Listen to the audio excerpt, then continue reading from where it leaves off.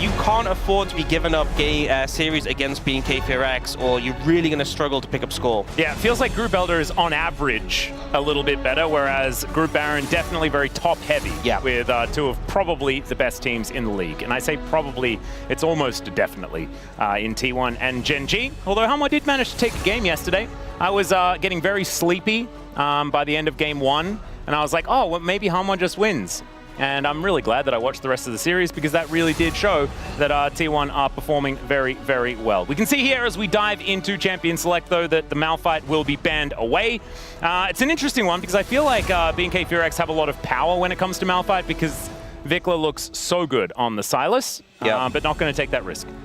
Yeah, also Malphite yet to get a win. Yeah, it feels like a trap, doesn't it? It's like the Kiana situation all over again. Yeah, like we know the power of the pick, but just like it hasn't come. The thing is, like, Malphite requires a certain level of mechanics. That's far below what our Korean players have. And so, like, this is part of the issue. They really need to dumb down their abilities in order to make the Yep Rock work. Is what I am assuming. That's why it's just not clicking. As the Jace remains permanently banned, I think he's almost been banned every single game so far of the LCK Cup. Rumble is very close to that as well, although we have seen him sneak through a couple of times. And speaking of sneaking through, we've got the Azir and Orianna trade, most likely, as Vikla is going to be picking up the Golden Pigeon to start us off. Yeah, so Azir, one of our most banned, actually second most banned, and then third is Ori. So we'll see if that trade comes in, or maybe they lean towards something like the Talia instead. Ryze also an option. You're not pressured to take your mid right now, though. Could look to prioritize jungle instead, but they will just go for that Talia. All right. Happy with that matchup. We often see the Talia picked into the Azir. Last year there was a lot of that. Talia Pantheon? Just go just like it's easy. Let's just do it. It is very straightforward. Do the stun, do the flick back, you know, and get the kills. That could be something that they go for. That being said, with this Sion and the Rumble and Gwen, a lot of top laners trimmed out from the pool, so maybe there's something they want to get their hands on and prioritize here, like Ambessa open and available. But no, they're just going to go. Ooh, I mean, Vi, Talia, very powerful. We saw HLE win their game 1 with that. Yep. I think it makes AD carry have a difficult role, especially Diablo. Like, you think about stuff like Lucian, which is strong on the patch. True. Feels borderline impossible to play that into Vi, Talia, just point and click with the follow-up. We'll just be Pantheon there for Raptor. And Renekton as well. Renekton, yeah. Very Shuriman as far as our solo lanes are concerned. Let's see what casting is going to be taking into this Renekton. He might just pick Cassante or something like that. We've seen a lot of Kennen into Renekton. We have. On this patch. Especially, I think, with the Gunblade as well being an option. Yep. Gnar also fine to pick into it. So we'll just pick that one up. Both teams haven't picked up that full top side. We assume, I think the only thing that can be flexed here is that Pantheon, but I don't think we will see that. And now it does go towards the bot lane. Yeah, and so now probably going to be seeing a fair few of these support bans coming on through. You can see the Nico has already been taken away, but maybe the Alistar being looked at and stuff like that. I do think Alistar is somewhat of a trap, just because winning lane has been so important. And so banning away the Bard, things like this that can be a little bit more dangerous within the laning phase, could be a better option as Poppy taken away as well. Yeah, I think the thing with the Alistar is, like, you have to really weather the storm and then find that value in team fights and be in a situation where you really can just deliver in the 5v5. But I think in this situation where Bro are on red side, if you pick like a strong marksman on 4 and then you have that 5th slot, you can make sure you're picking, you know, if they take something like an Alistar, you can punish it. If you, in reverse, can just take the Alistar yourselves if you know what the matchup is. They do ban the Lucian. Personally, I think Lucian will be really hard to play in this composition, but Diablo is very proficient on the champion. Yep. And Gnar are going to get taken away as well. There's still Corki open and available, which has been pretty high priority and could be picked up here. You know, Aphelios has seen a lot of play. Ezreal, definitely a different comfort for Teddy as well. Yep, could be one of those. I think there's plenty of things, but I think Teddy wanting to go for his pick does make a lot of sense. And the Ezreal, like you were saying, feels pretty good, especially for a player like Teddy. And it will be locked in. Yeah, and I think you have a lot of options for support. You know, you can go definitely a more teamfight-oriented pick. and just have a pretty stable lane, or you can go something that can punish heavily like the Karma, depending on what BNK FearX pick. And that is the big question. You know immediately that you're going to be under pressure from the Vi, so they opt to go for the Xayah. Have a bit of an out. Could just be that Xayah Rakan, yeah. And then here, for the side of Bro, you already have Vi to lead the charge in terms of engage, so maybe you opt to go for something to punish the lane with that Karma. I think this is the right call. You know, you outrange the Xayah. If you add engage, you know, there's a lot of disengage on the side of BNK FearX. You can kind of just harass from a distance and never really play into the Xayah until, you know, you've already landed that poke and it's just cleanup. Yeah, I think it makes a lot of sense. I think this is a composition that we've seen, like at least the archetype of so many times on BNK FearX's side. It looks very much like something, you know, T1 used to play over and over and over again a couple of years back. And on the Bro side, certainly feeling a little bit reminiscent as well. So not exactly a whole bunch of surprises, going to be some honest League of Legends. As you mentioned, the Karma would have made a lot of sense as far as lane priority, but instead they do decide to go for the Leona to add a little bit of extra engage potential here for this squad. It also feels like for the Bros, they need a go button. They need an ease of getting in there and starting a scrap.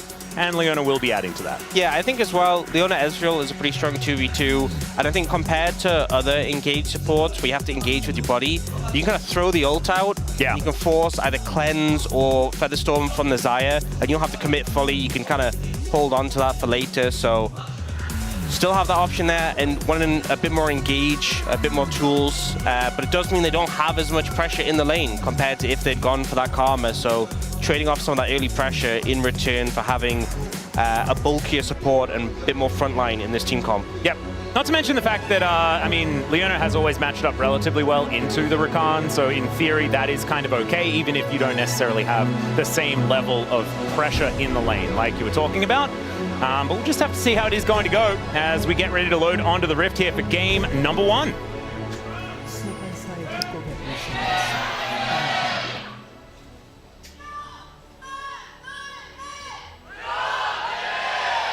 All right, Bro fans in full voice here today. It looks like it wasn't everyone. It was only Dagon really that abandoned them. Everyone else stuck around, and plenty of fandom still here for the Bros. We'll see whether they can utilize that in order to get themselves a victory here. Yeah, the Bro fandom is eternal. It is. It is. We should have told Dagon that. Well, I mean, thought he was aware. Sometimes you're just a fake fan, and that's okay. I don't judge. All right, Pickler and Roma will be just laning it out. It's so weird to see the mid lane. We're normally just watching bot lane forever at this point in the game. And I believe there is somewhat of a tussle, as we can see here. Going in, does find a little bit of engage onto Callan. Oh, and also, Namgung has actually gone Aftershock as well. We've seen a lot of Spellbook on picks like Leona and Alistair, who can kind of still... You're still quite bulky without having like a combat summoner, but opting to go for the Aftershock, so this will be a very durable Leona in comparison. Personally, I think there's still like a decent argument for the Glacial Augment, just on the fact that, you know, even if the Cleanse comes in, you still have like the slow field. But, We are throwing out a lot of skill shots and not quite finding too many targets here. Calibrating. Yeah, Gleaming Quills and Zenith Blades and things like this all just flying to the wayside. As Clear, this was one of the champions that he really terrorized Challenger with when he was well at the tippy top. Him and Thanatos were really running the league a few years back, and this was one of the ways he did it. But Casting, I believe, was actually there too at the same time, and playing stuff like this Gnar as well. So we have gone back in time a little bit with some of these picks, especially with Gnar creeping his way back into the meta. Kind of fun that we are taking a bit of a trip down memory lane. Yeah, I feel like with the new season... Bit of an engage here as Namgun goes in. Does get knocked up and will take a fair bit of damage here. Has to blow the heal just to get himself to safety. Yeah, not the best angle for an engage, just because there was a big minion wave and your Ezreal can't really follow up with the Mystic shot. So ends up burning the heal just to get out of that and not get rooted by the feathers. But not ideal, I would say, in that situation. Was 80 carry health in trade for support health. Maybe that's a good thing for the Bros. Yeah, I think the problem is into a Rakan, there's just so much sustain. You know, he just hits a Gleaming Quill, and your AD carries back to full. So I think I'm going to just kind of trying to find the right angles in lane. Oh, Vikla looking aggressive. Yeah, speaking of finding angles in lane, Vikla doing a whole lot of work. All just needed one more auto, but decides not to overextend. Flash was available there for Roma. Could have looked very silly if he flashed under that turret. And so is going to just go back to base. I'm going just trying to hold the wave here. Does have the Eclipse to help him out in that fashion. But it looks like BNK will be able to get themselves a pretty comfortable reset here. And with all of these feathers, yeah, we'll be able to just get this wave to crash and head back. Gideon looking for a bit of an angle here, though, as casting comes on over. Flash comes out to avoid the wallop. And that is good summon and spell gained. Yep, nice pickup for the Renekton. And again, not much committed to get it. Just a little time spent there. Doesn't really interrupt Gideon's clear either. I feel like, you know, coming in the new season, you always expect things to be really wacky, really crazy, really different. And obviously a lot has changed in the game, but I feel like the comps we've seen have generally been quite, you know, reminiscent of times past. Yeah, and I feel like it's not necessarily comps that have been, like, super recent, but we have seen them a lot over the last couple of years. Yeah. So we haven't really seen a big evolution. It's not like Zion every game or anything like that. Although we did see him in the season opening. So there we go. There's at least something. Faker did play it. Maybe we'll get him back, but we'll just have to see. I think that can sometimes be the awkward point with champions who are released in like the downtime, is that you miss their like OP cycle. Yeah, and they get nerfed down the normal levels. That's why we didn't get Briar. It makes so much sense. Well, Zahen was so OP when he actually was released, and then they toned him down massively, and then now he's just a normal guy. Yeah, he's just Aatrox. Yeah. Kind of. Or is he Rost? Where are you on the, like, which champion is he? I kind of feel like he's kind of old Aatrox vibes. Yeah, a lot of old Aatrox vibes, but definitely a lot of, like, the thematics of Red Kayn, you know? Yeah. Just without any of the having to get to Red Kayn. And technically, he's Xin Zhao, you know, in lore, so... Oh, there you go. We're kind of... A lot of direction. So many different champions in one. Yeah. Perfect. A lot of value there for your blue crystals if you do decide to go for him. It's okay. Clear looking for an angle here towards casting, but the hop is going to be able to get casting out of there. Very frustrating is the mini Gnar, but you can see Clear dealing with this wave quite nicely. As Kellen bouncing around the wave, and they will be able to get another shove in. 10 CS the lead here for Diablo so far in this laning phase. I think Teddy should be able to pick up a lot of that from that wave. Yeah, true. Vikla deciding to go in when perhaps he should not have, but did have Raptor in wait. Yeah, I think maybe Bro didn't fully anticipate the prospect of Vikla doing that, because he... That was them by surprise as well. Yeah, that was a move I think should really have been punished more, but ultimately Vikla playing very aggressive right now and not really paying for it. Azir definitely a pick that he lent on massively. Oh yeah. And was often just denied from him last year. No. Oh, Raptor. A huge blunder. And okay, we'll be able to finally pick up. Imagine if casting had picked it up with a boomerang. Oh my god. That would be a tilter. Yeah, we would have seen a pause. And Raptor would have just left, I think. That's probably what would have happened. That's all right, Clear. Just dashing around this wave and we'll be able to pick this one up. Actually, Renekton having a pretty good time, as we can see. But casting now with Mega Gnar coming up. We'll be just chasing him down as best he can. It's not very the Bros were really ready to kill him. It's not very subtle, though, when he's about to hit Mega and he's running at you and, like, giving up the entire wave to do it. It kind of gives away the intent when mid lane's missing as well. So Clear plays respectfully, doesn't let any opportunity happen. And the game's been relatively slow so far as a result. There's been, like, little moments push and pull. I feel like that probably benefits BNK. With the fact that they have a Xayah and an Azir that just very happily want to get towards the later stages of the game. Of course, Clear is going to spike more in the mid game, but I think that they're not going to be too worried about that one. Azir and Xayah scaling going to be largely what they're looking for. But we'll just have to see. The Bros want some mid-game fights, get those skirmishes going, and they will be able to lock down a target of their choice with that cease and desist. And so we'll just have to see who that is going to be. A little bit difficult when Diablo does have his Featherstorm available. We've seen Xayah still get targeted pretty comfortably by things like the Vi. We've seen the bot lane just Diablo and Kelm having the pressure, able to get I just think whenever you have the Pyro on bot lane, you can push in and just consistently proc the Crystalline Overgrowth, get a bit more of that plate damage, get the plate progress as well for your quest. Put you in a great spot. And again, Bro opted into this lane matchup rather than having the Karma. So just being a little bit on the back foot as a result. Yeah, I wonder what it's going to mean for a dragon fight or something like that is going to be coming up. An Infernal Drake, even just one, is going to feel pretty nice to get in this early stage of the game. But with both Grubs and the Drake up and available, certainly a smorgasbord of options as far as neutrals to fight over as Diablo takes a fair bit of damage from that True Shot Barrage. Teddy actually finding that Mystic Shot as well, so half health on the Xayah. We're now looking for a bit of a reset anyway. Ooh, back towards this top lane is Gideon. For an angle towards clear, but I think he's just going to deal with this wave and then once again back away. Yeah, I mean, Gideon's really been trying to make something happen in the top lane, just hasn't come through other than getting that flash earlier, which is back up now. Yeah, that's the problem. They haven't been able to get enough done, and now Clear just has it again. And let's see whether they can actually kill him, though, as he does have the Dominus available. He will need to press it, and he may not be able to. He doesn't! He's just chain CC'd and taken out. That is a beautiful first blood to be picked up here by the Bros. Doesn't get to play the game, but the counterpoint is that a lot of time spent overall by Gideon. The Grubs were picked up by Raptor, and he is ahead in farm, so it's a good kill, good pick up there. Execution was good on the play, but BNK Fear-X, I think their jungler making good use of the time otherwise.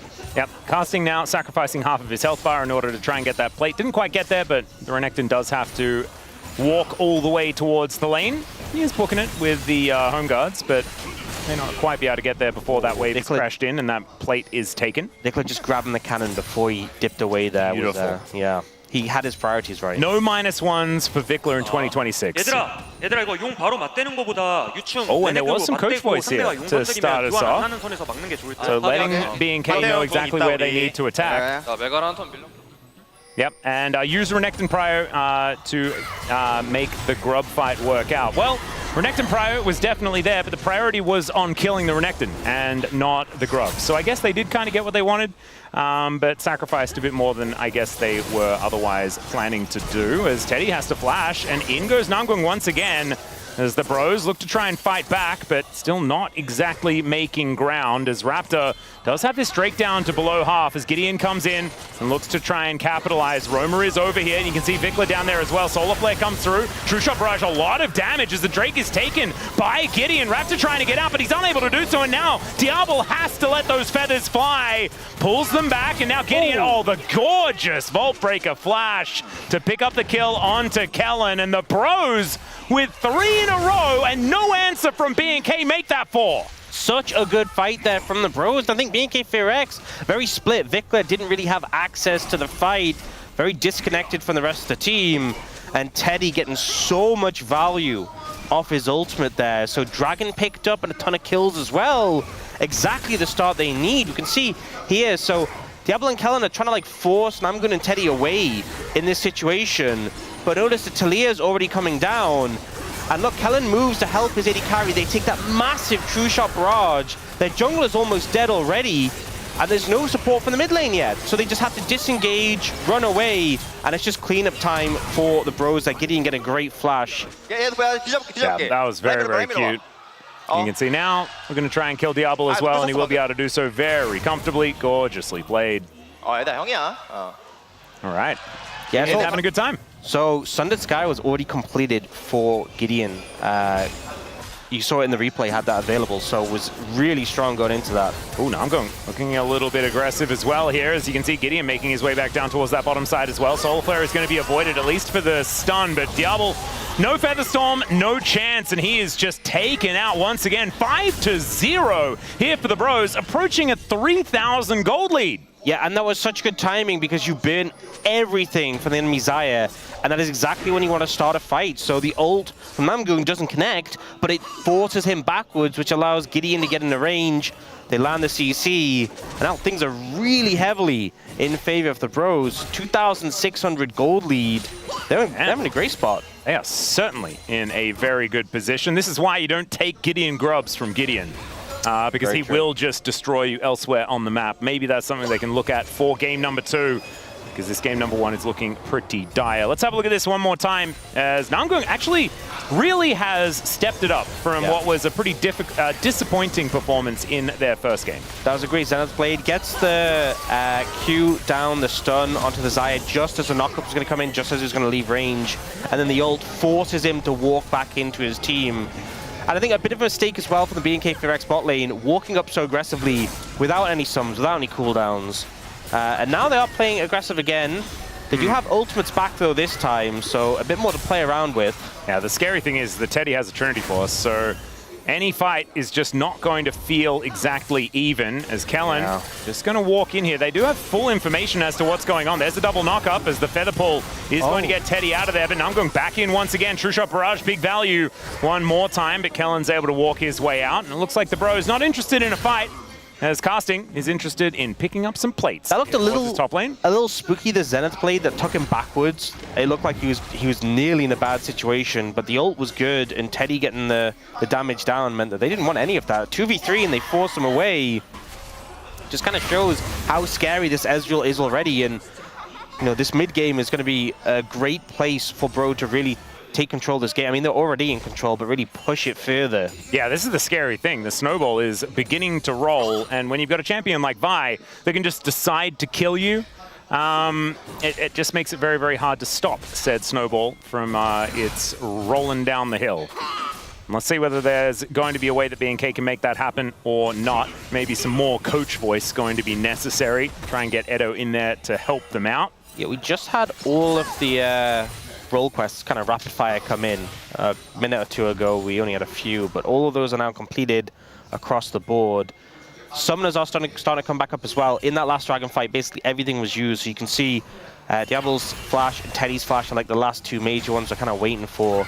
We do finally have the Essence Reaver first item for the Xayah coming through, but that Dragon in 40 seconds, Herald coming up as well on the map, so big objectives to play for. This is really a critical point of the game. Bro, 3,000 gold ahead. This is where they can accelerate that lead and really take it to a point where you might not be able to claw it back at all. But for BNK Fear X, this is like do or die. Or the question is, do they just give it up and look to scale a bit longer? You're already in a big deficit. Could you try and trade sides of the map? Could you try and sacrifice an objective? Or are you going to fight your way back into the game? We'll see whether they do decide to do that. 10 seconds until the Dragon is up and available. Right now, Diablo eating a few extra plates as Namgung making his way down towards his bottom side once again. They get the information. Battle Dance gets Kellen out of there. As Gideon goes in, Vault Breaker doesn't quite connect, but Roma makes his way over immediately. Flash forward from Namgung as they lock down this Pantheon, but he absorbs so much of the pressure. There's the grand entrance as well as Clear makes his way amongst it. They're looking for that shutdown, and I think they're going to get it as Gideon very barely gonna go down as they trade it for the Renekton. Big shutdown money though over to Clear, and it's BNK that actually come out on top 2-1 as Kellen makes his way out as well. Exactly what you want for this situation, and Raptor going to be able to back off and heal, has the ult. We see Vikla forced away here, but a trade up for BNK Fear X, and so much money, man. Look at that. Yeah. They cut the gold lead in half with that play. And with this turret going down as well, that is first turret blood going on over. So that is just going to even things out almost entirely as we move to about 1,000 gold lead, which means next to nothing at this stage of the game. Still very, very close. So much committed here onto the Pantheon, and so much time was bought, right? The stun initially, and then the perfect timing for the Aegis to block all of that combo. Kellen then comes in and Clear is so hard to deal with at this point of the game. Dives in, and even though Gideon survives for a long time, doesn't change his fate. Yeah. It's a great trade from Clear, gets the 800 gold shutdown, only gives over his life in return. And in the meantime, his team was cleaning up that kill onto Leona as well, so very favorable. Yeah. Does mean they've given up a bit of control around the Dragon, but they're trying to push in now. Yeah, it's like Vikla and Raptor looking to try and take this crab, but the Dragon is just taken away in front of them. It's a Hextech Soul as well this game. Okay, I think it's honestly okay to have given up the Dragon if you've lost. Oh, Clear. Clear needs to decide not to die, I think, as we are just going to peek to see who's making their way up, as there's the flash and the big Nara into the wall, and Casting just grabs the solo bolo. Nothing Kellen could do to help him with that one. Yeah, not great, and the Triforce movement speed just letting him run him down. Clear's Dominus was like 2 seconds away when he got ulted, but a pretty big flub from Clear, who had such a good team fight just before. Gets ran down there, and Bro picking that dragon pretty much for free. You saw, you know, Rakan on the top side of the map here, Kellen hovering here. So like this should be BNK4X's strong side of the map. They have more members here. Like Pantheon was even, you know, coming over. The fact that Casting gets this solo kill and gets away is a pretty rough look for BNK4X. Just looked kind of odd. But sometimes you just get mini-nod, and it's a problematic case. That is precisely what happened there. 2-0-1 now for Casting. I mean, in his side lane, he's going to be so scary. That's the thing, is like eventually the nod just runs away in the side lane, but the fact it's happening already, he's got like a 2-level lead, and it's not going to get better. It's only going to get worse. Yep. Well, Clear is going to see what he can do here with Raptor now in tow. Casting just narrowing them both into the wall. Kellen making his way down now, though. And Gideon's going to get on in here. And I don't think he's going to be enough to save Casting. That's a great Vault Breaker, though. And they might be able to get one. There is Kellen falling down. But now Gideon is in trouble. Vault Breaker with the double knockback as the Aegis comes through one more time. But cease and desist says goodbye to the Pantheon. It's a double as Gideon is angry after falling down earlier on. And now Clear, can you actually stay alive? As Namgung is delivered to the turret, but down will go the Crocodile, and the Bros back on the horse once again. So well played there by Gideon. It felt like his ability spacing was so good throughout that, and so much was committed by BNK4X to take down this Gnar, and they paid heavily for that kill. And it means now 2.4k, the advantage once again here for the Bros. We'll check it out one more time. Look at the value, like, so the ult comes in, into the wall, gets the double stun, and then here, when all three are together, you know, Gideon's waiting, gets the double stun, ends up with a triple stun from the Gnar, and then the two-shot barrage comes through. Again, another double knockback. Ults gets to the other side of the Pantheon to finish him off quickly, and then chases down Clear, gets a bit more damage, and then Namgun with this max range Zenith Blade to follow him after the dash. That was sick. Just felt like all of Bro's abilities were just perfectly placed for the most part. And once again, pulling back to about that 2,600 gold lead, and Gideon monster-fed on this Vi in this game. Yeah, gorgeously played here by the Bros. One thing I am scared about is the fact that Diablo has made it to 2 items, seeing him here on screen right now, and he got so many plates and that first turret, which means that he actually has a gold advantage over Teddy, who is 1-0-4 in this game. Was actually pretty fed earlier on, but is now at a bit of a deficit as far as his lane is concerned. That is being made up for by everyone else.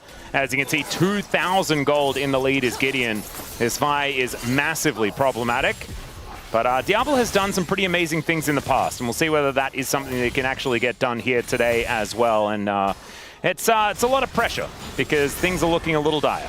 Especially at this point in the game, like this is a great spike for Xayah, don't get me wrong, because you get the Essence Reaver procs alongside the just almost zero cooldowns, it feels like, when you just autoing freely.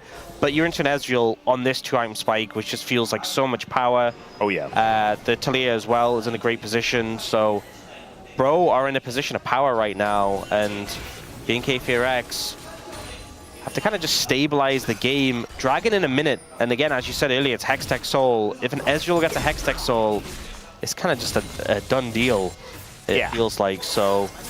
Not a whole lot of fun. Roamer as well, I think Talia can really make use of Hextech Soul as well, being able to throw out those volleys and slow people down, hold them into position, and of course it's them running away from your abilities that's problematic, because now Vikla going to be the target here of Gideon, charging up that Vault Breaker, but Vikla does not take the bait.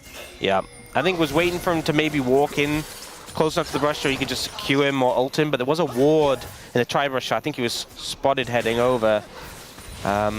Not able to find a pick before the objective, and now 15 seconds of the Dragon. Both teams kind of leaning more towards the Baron side, wanting to consolidate vision there before they move down. But if we look on the bot side of the map, that's all Bro vision. You can see the double control wards in the river, a bunch of wards through the jungle of BNK4X, so they just don't have any vision there. Oh. Right. Roamer is now taking a lot of damage, though, as Vikla is just going to flash over the top towards him. Gideon down in position, though, now as cease and desist comes in, but Gideon may actually be overextended. Namgung's making his way in, but there's a teleport from the Crocodile Weaver's Wall to deliver this Talia back into the fight, and down goes Vikla. Raptor in trouble, tries to pick it up, and he does manage to take down Roamer, but it's a 2-for-1 as now Clear looking to try and get on top of Teddy, as Kellen looks to get over that. That Arcane Shift was absolutely insane, or was it a flash? They both look pretty similar, and Teddy makes his way out. I was certain he was dead in that situation. He had the flash, had the arcane shift, but you know, Kellen was ready for him, and the charm does end up clipping him, but the timing, it felt like, was perfect for him to get out. Teddy just evades Kellen there. And BNK looking a bit silly after that, Ox. Yeah, and now with Raptor dead, this should just be an easy dragon pickup for the bros. 3 dragons in pocket, gotta feel good. I mean, Diablo's so low as well. This is a done deal for this dragon. Oh yeah, that's Soul Point over to the bros as well. And one more Drake away from Hextech Soul is just kind of ridiculous. As we'll check this one out one more time. It did look like Vikla had a decent angle here onto Roma, getting the full combo down. But the buy with the inside track is just so dangerous. You have the Pantheon, you think you have the advantage, but it's a great flash down from Roma to get to his team quickly. And Namgun with this ult, max range basically, to get the stun on the Azir, allows Gideon to clean up the kill. And then the squad's there. Raptor does clutch it and get that kill in return. But then here, I want to see what happened with Teddy. We don't get a chance, unfortunately, but that timing, I felt like, on his flash was flawless there to get out. Yep, beautifully done. And now, bro, you're 3,000 gold up, you got 3 dragons in pocket. You're feeling very comfortable in this game. And that's a Guardian Angel now done for Gideon as well, so even more difficult to take down this Vi.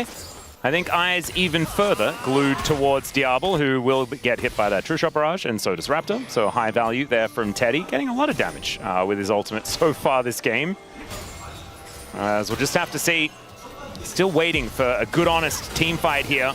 There's been a lot of getting picks here for the bros. When you start getting a lead in the jungle, because of the quest changes, getting the extra golden experience from camps, you can just really ramp it up. And Gideon has like a 40 CS lead over Raptor, so he's so far ahead. Well, there is a Nard to come out here from casting. Gets back to Mini Nard to try and boost that speed. Has the boomerang. And in comes the Pantheon. There's the stun, and down goes casting. Good pick off here by BNK. But where's the cross map for the bros? Yeah, this was a risky timing with Baron being up and available. But remember, they made neutral objectives so much tankier, so much harder to take down. And the fact that there is a ward on the Baron, and they kind of got the sense that Bro just wasn't in a position to rush it. So Raptor goes for the bot side play, gets the kill, and manages to get away with it without any real cross map. Now they'll look for the mid tower, but that True Shot Barrage is going to force them away. So no objective translation from BNK Fearex, but a nice kill pickup. Yeah, with no chance of a cross map. Yeah, it does feel like the timing on the kill just not quite working out there. Could have otherwise been a dragon or something like that, but instead unable to actually leverage anything, not even able to get that last plate in the mid lane to try and open up the map here for BNK. But still, I still feel like we just haven't had that honest-to-goodness 5v5, you know? That's what I want to see. I feel like that's what a, Zyra, Rakan, Azir-style composition wants to look for the majority of the time. I feel like a lot of the fights have been very split that we've had in this game. Yeah. You know, it's been, oh, there's a fight starting, we're going to join it, we're going to get over there. And I feel like this next Dragon is going to be that structured 5v5, or at least an attempt at it. So we'll see. Surprisingly, both teams maintaining their mid-tier 1s throughout all of this. Yeah, it's kind of crazy. Especially with the crystalline overgrowth, it kind of means that if someone just gets up to it and autos it, that would break it, but both teams have been running full defense to try and make sure that doesn't happen. And that is continuing here as Diablo does at least get up to it. I mean, if the wave comes in and he autos, this should be a gone. All right, and yeah, basically one shot. Finally gets it down, so I can push that wave a little bit deeper and try and get some vision towards this topside jungle. Does feel like BNK have somewhat stabilized this game, though. A little bit worrisome here for the bros.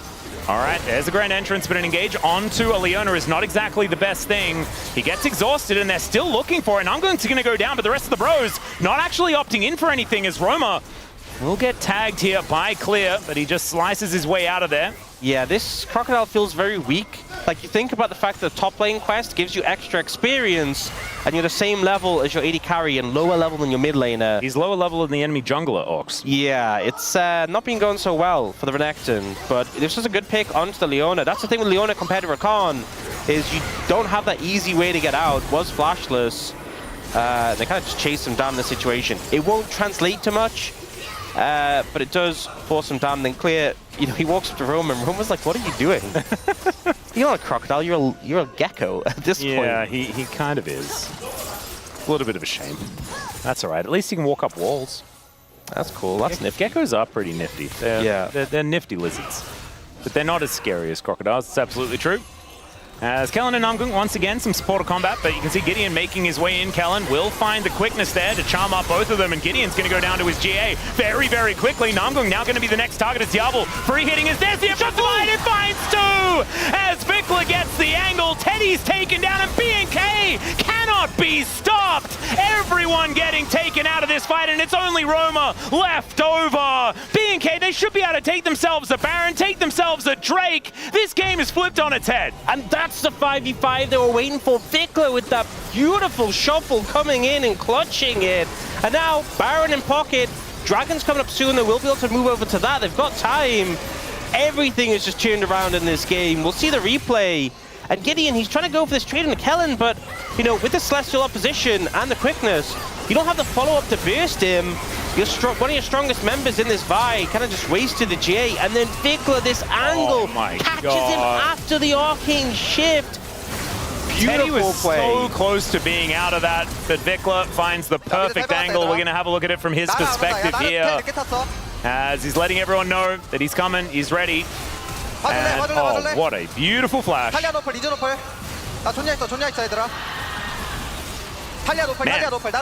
Okay, we talk about, like, it was the year of Dudu yesterday on the casts, what we were hearing about. I think maybe it's actually the year of Vikla. I mean, the thing is, like, I'll be brutally honest, I feel like there were times where BNK Fearax was successful last year with Vikla underperforming and just not being that solid, and it felt like sometimes they really had to work with him when he wasn't having the best performances. But so far this year, he has been smashing it. And if he's playing at this level, I don't know what the limit's going to be for BNK Fearax. Like, this level of form for Vikla just really puts another level to this team entirely. And we were talking about the bros potentially winning Worlds. Maybe it's actually BNK. Maybe. Maybe it's their time. That's if we don't have, you know, T1 trying to go for 4 in a row. But I think, you know, 3 in a row was pretty good. It was enough, right? We can chill out now. Maybe give someone else a shot. Maybe BNK Fearax. But I just think as well, like, clearly with BNK Fearax, right, we saw a lot of strong points last year. But, you know, one of the few teams to keep the full roster together for 2026. And we're kind of seeing, you know, what is the evolution, right? You've stuck together for that long time. You're now deciding to continue, and where is the evolution from there? And it seems like Vikla stepping up in this way is really going to take them to another level. And now they're the ones with about the 3,000 gold lead that we saw Bro kind of have throughout this game. Gonna be able to push down this tower as well. Oh, Diablo, a little bit chunked. He has taken every single true shot barrage. Into the back line does go Gideon as Diablo over the wall, pulls back the feathers, and keeps himself alive. Another gorgeous shuffle as Vikla comes in to save the day. And somehow, Diablo is still standing, and I think the bros are not after that one, as it looks like BNK are looking to push down mid lane for the win. Must be so disheartening for Gideon. Comes in on the flank, finds the 80 carry, so close to taking him down before he uses that ultimate. But it does come through, the feathers come in, and BNK Fearax turn it around, and now a huge gold lead. The state of the game, you know, blink and you miss it, because Bro was so far ahead for so much this game, and now it looks like it's just over. Yeah. It's looking pretty doomed here as Casting in a lot of trouble. Vikla looking to finish off a couple of extra kills as Namgung desperately trying to hold them at bay, but it's not going to work out as Casting, yeah, I don't think he's going to get much of an R here, and he does not. It's a double kill for Vikla, and well-deserved. Moving to 5-1 and 8 here as they look to take down the Nexus here in game number 1. And man, the bros, to quote Skara once again, they were winning until they lost.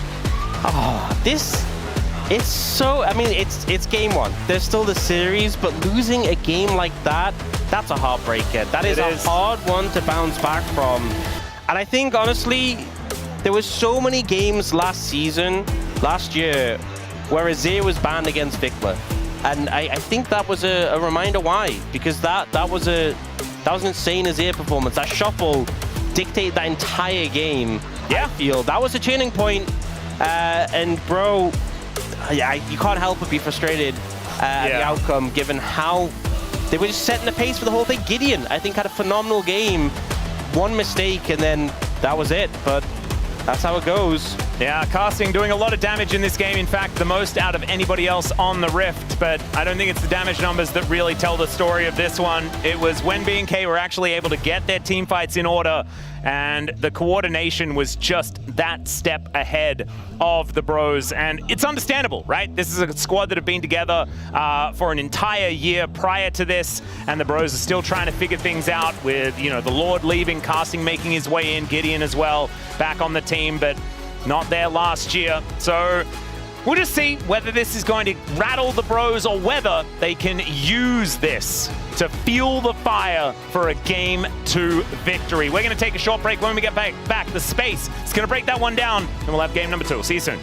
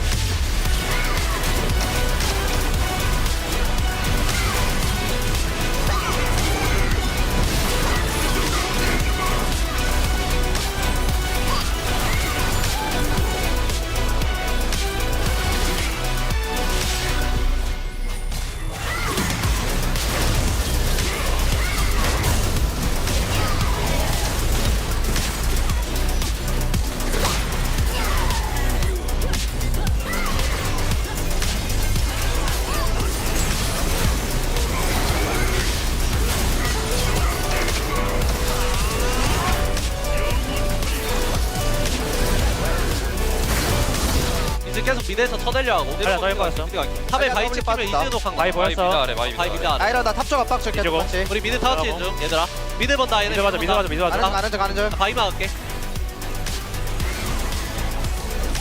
잘 봐줘야 돼 대거 유지해봐. 나 이제 더 그냥 이제 봐줘 이제 꿀이야. 난 나름 바꾸죠. 나 큐래. 야 끝내자 난 나름 바꾸죠. 빨리야 노플이거든. 나 풀섭 돼. B&K VRX 1 win away from putting another one in the wins column for Team Elder, putting them at 5 versus 2. Oh man! Elder Drake looking pretty powerful here in comparison to the Purple Worm. Yeah, I mean, when you think about it, it makes sense. It does. An Elder Dragon can fly. I was actually thinking about this earlier on today, and I was like, but Elder is just way better. Like, you can also just fly away and grab your buddies if you want to. Baron's just stuck there. I mean, it's also, like a pot plant. I was thinking more the buffs. All right, yeah, I mean, there's that too. But also, like, you did just see the cinematic, right, with the Elder, and it was all like, it was pretty cool. Yeah, it was very, very cool. So, although a bunch of rocks in front of the mountain was all they really needed to stop that one. So they need Malphite. Oh, true! There's the solution. All right, another solution is breaking the draft, which is seemingly what just happened. So we're going to do that, and that means that we will be able to analyze you know, further, which we think is going to win in a fight between an Elder Dragon and a Baron. Baron is like a Void monster, and so maybe like you can utilize some of the Void tactics. As I think we're going to the military. I mean, the thing is as well, when you think about, because that was something when I was watching the cinematic. Like the Elder Dragon looked so cool in the fight, right? But pretty much like every champion that isn't a support can solo the Elder Dragon. Like, it does no damage. True. It just kind of sits there as well. Like, they amped up the Baron and it has lots of cool attacks and stuff. I feel like they should Elder make Dragon's cool attacks. Exactly. They should make it like if you think how strong the buff is, like it's supposed to be like a game ender. They should really give it some OP attacks. Like put some burns on the floor that are like the Elder burn. So maybe because the cinematic did actually have the Elder Dragon starring in it, maybe that means that this year is the year that we're going to develop some of the Elder Dragon's abilities. That's the pitch. Maybe we can work on that. I could probably send Maddie a message or something, just ask him to see whether, you know, you can put the word in to the design team, figure something out there. But we'll just have to see. We are here into the draft once again as Nico Jarvan this time going to be taken away, and there is a Rumble banned one more time. I imagine Jace is going to find his way to the ban list, and we'll see whether that Malphite is once again going to be something that we will see. Yeah, so last time it was the Bros with second pick, and this time they've gotten first pick, so A little bit of a switch up in terms of like draft order and things. We do see the Orianna being banned away this time. And you can understand prior rising with like the Azir and the Talia being gone. Also kind of shuts out the chance of like Ori Nocturne, which would be very strong. By the way, I'm really digging this draft music. Yeah, it's a good vibe. Big fan. It's got that like sort of Tron vibe, you know, like some of that sort of retro. Yeah, like I'm really into it. Oh, the Rock is going to be taken away. Yeah, Malphite still not going to come through. Gwen was one of the ones that was banned last time by BNK FearX, so we'll see if they opt to go for that again. Then again, they are on second pick. I was about to say Red Set. They're on second pick this time. They win on second pick before. Yep. There is Jace. Jace, yeah, is gonna get taken off the card, so that makes sense. So yeah, Gwen and Sion being let through, which were taken away last time. I do want to shout out to chat as well. The bro tax is coming through thick and fast, and we appreciate that here at the LCK. Keep that coming if you do want the bros to be able to bring us to a game number 3. It doesn't only mean that the bros win a game, but it also means we get more LCK today. Yeah. Which is exactly what everyone wants. So the Rise going to be the first pickup here for Roma, and as someone called Roma, having a champion that roams very well is certainly a good thing. This is dangerous, though. That's Yunara for Diablo. Yeah, that's a scary pick to deal with. I mean, Actualizer Rise does just look bonkers, if we're being honest. But Yunara very powerful. Also, Yunara being second pick, you could leave support till later and kind of secure a good matchup. But they're just going to lock the Lulu here and now. They're like, we are sending this. We're confident. We did see this work out very, very well yesterday. I feel like Wild Growth is so good at not only being appealing tool, but also just to layer on to engage, especially if you have things like Wukong and stuff that can really get in there. That's likely what we're going to be seeing them augmenting this composition with. So already a pretty dangerous start here to the draft. You can see Teddy looking unfazed as they lock away the Ambessa. They opt not to match bot lane. They opt to go for the Ambessa, which, I mean, technically is a flex still, although we've seen it more in the top lane. Will they pick jungle here, and will they just say we're going to pick bot lane after the next rotation of bans, or is it something they want to prioritize now? Ooh, looking at the Nautilus pick again.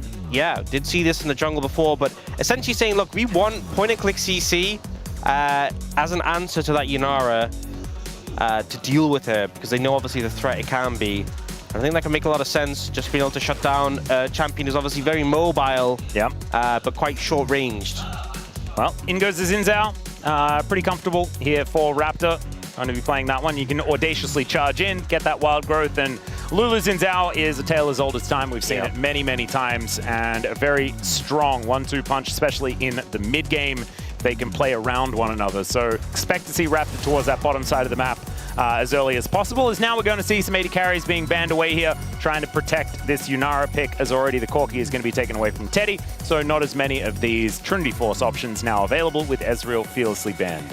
Yeah, I think Corki, obviously with the Nautilus as well, you have a lot of lane pressure. Can kind of keep the Yunara down a little bit, and then you're pretty self-sufficient in team fights, so Nautilus goes, engages, you can do your own thing, assume it is a Nautilus support. They are going to ban the Cassiopeia, so trimming some of the mid laners for that Rise matchup. I wonder if they take away the Gwen, because Gwen's and Zhao, I feel like, pretty potent combo. Yeah, sure. I've seen Aphelios is going to come out as well, a pick we've seen a good amount of, and obviously matches a good amount of scaling off the Yunara individually, although Yunara, Lulu, hard to really match for any AD carry. Yeah, the Karma is still available, so maybe that is something that they can look towards as far as, like, at least being able to stand their own in lane, but it is still pretty frightening. Yeah, like if they wanted to put the Nautilus in the jungle and they went something like Jin Karma, they could just like bully out the lane, but it really just depends what the rest of the composition is for BNK FearX. Could have a little bit of a difficult time cutting through, like, if they have Xin Zhao and then a trickier front line. Ooh, Galio. Okay, they are heavily investing into the Diablo basket here. Yeah, and already we saw Vikler in game number 1 going for the Merc Treads because the upgrade is kind of broken at the moment. Yeah. And Galio, theoretically, a champion that abuses that even further. although has not necessarily been the most powerful on this current patch. We'll see what Vikla is going to be able to make of it, though. Into the Rise, something that shouldn't be too much of a worry here, as Teddy on his Varus, something that he has found a lot of success on in the past.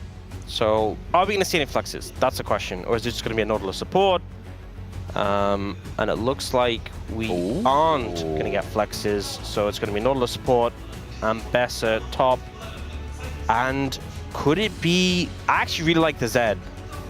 I kind of like Trundle, just because it does a number to Xin Zhao, and then you can use it against a very tanky Galio. And it was sort of like they were going for like one of these pseudo-Juggermore style compositions that we remember the Rocks Tigers sort of debuting a million years ago. Yeah. Where you can just play a whole bunch of tanks and a hyper carry.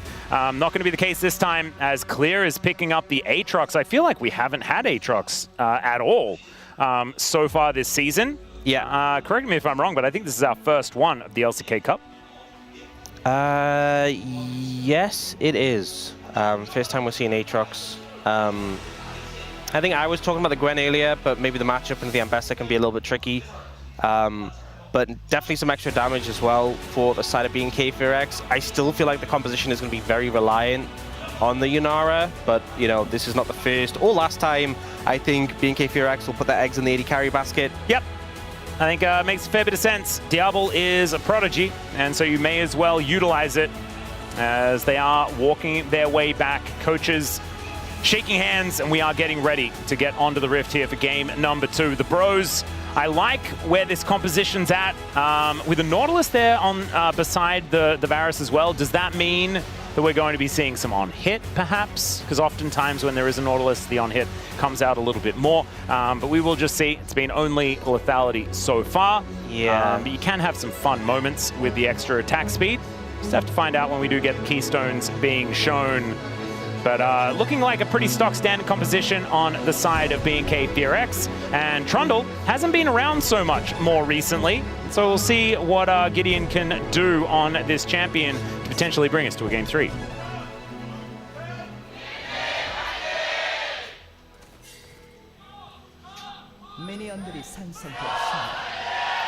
All right, Bro fans in full voice once again as Clear just throwing out some abilities, casting not really being too bothered by it. And Gideon will find Raptor. This is, it's not quite a troll under the bridge, but he is in a pretty scary position. I mean, he should just be able to mangle him level 1, so... Yeah, he just sort of like walks around the corner and eats the Xin Zhao. Is that not just what happens here? Yeah. In he comes. Chomp. And yeah, Raptor just has to vacate the area. There's not a whole lot that he can do about this. And so Gideon now with just full control of the jungle. And this is what we were talking about. I mean, Trundle, like, there's not a whole lot that Xin Zhao can do to a Trundle. Yeah, he's going to try and go for the Wolves instead to hit level 2, but Gideon is like forcing him out. Yeah, I think he just has to go to the other side of the jungle. Yeah. There is just nothing he can really do. So could be some vertical jungling here if Raptor is able to actually head over toward the enemy blue side. Or it could be some shenanigans here as Gideon clears out his side of the jungle as well as heading over to his blue side as well. So, you know, a tough time here for Raptor. Xin Zhao just generally doesn't do well into Trundle, but I think level 1 is just like the worst case scenario. Yeah. The fact that you're losing your AD and he has such a short cooldown on the Q. It is going to be the lethality Varus, which... Oh, is that a turret shot on the Kellen? Yeah, he does have to flash his way out, and the heal had already been used. Yeah, that wasn't ideal. Looks like they used summoners earlier for some heavy trades, but yeah, so we've seen more of the lethality Varus, and I feel like on-hit hasn't been as... Some crazy things happening here in this mid lane as Flash Justice Punch does get Vikla to relative safety, but he has to use his flash, as Roma only having to invest the Ghost to get that one out. Already things just happening here in this game number 2. As Clear taking a lot of damage as well as casting. Great trade. Game looking a lot more heated than the last one, if we're being Certainly. honest. Just action all over the place. Yeah, and I think, you know, on-hit builds haven't been super favored by some of the changes we saw in the new season, but my only concern is that for Bro, you know, lethality Varus into some of the picks that BNK FearX has, if you don't kill like an Aatrox or a Xin Zhao, or you like pump your damage into them when the Xin Zhao has his shield up, or like there's a wild growth that comes through, you do just run out of damage as the Lethality Varus, right? Compared to on-hit, who can just keep autoing, so... Yeah. That is a little bit of a concern, but you do have other members of the team with some sustained damage, like the Rise. Yeah, we'll have to see how fed Roma can get in this game, whether he can make it to those 3 items that have looked incredibly broken so far this season. As Vikla looking to try and make his way in, but hits kind of nothing on Yeah, that was a nice route. Well played, but Raptor is now going to make his way forward, gets the flash out, but immediate follow as Wind becomes lightning, and Vikla, can he find some Winds of War? The Justice Punch will do it, and first blood goes to the Galio as the year of Vikla continues. Yeah, I think Roma just too heavily focused on the 1v1 and, you know, had some vision from that ward, but kind of, you know, went in a position where you were just so easily dove on. Like, I think he'd seen Raptor already here on this ward, right? Yeah, I guess not. Because he was, like, round the corner before. I think I'm not sure if you'd seen him. It looked like maybe the ward wasn't deep enough in the brush or something.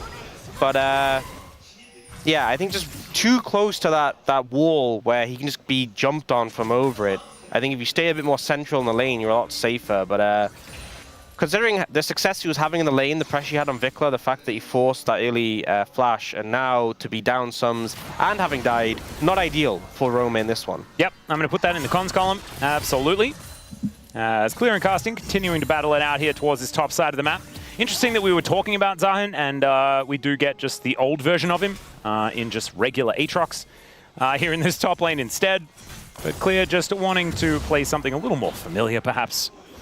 And we'll be locking this one away. Can still do some pretty ridiculous things in team fights against a whole bunch of champions that are largely melee range, and there are 3 of them that certainly fit that bill. As now Vikla with the phase rush is looking to try and make his way out here as Gideon throws down the pillar, and Vikla could be in a whole host of trouble. There's the Rune Prison. Does get the Justice Punch down, though, as Gideon does pick up the kill, but now Raptor gets his way in there. Let's see whether he can actually make something happen. 2 versus 1, though, and it's not looking good, as Roma will find a lot of damage onto this Xin Zhao. No flash, and Roma looks to find a good sidestep, and Raptor will keep himself alive. So close to going down. There was a nice sidestep at the end, but it was a little concerning when Raptor went in there to try and save the play, especially given the low health member was Gideon on the Trundle, who obviously got a bit of heal when Vikla went down. So a good pickup there from Gideon to punish Vikla's lack of flash. Yep. But heavy focus around the mid lane in this game so far. Yep, everything very, very even in this game, though. As we can see, only 100 gold separating these 2 teams.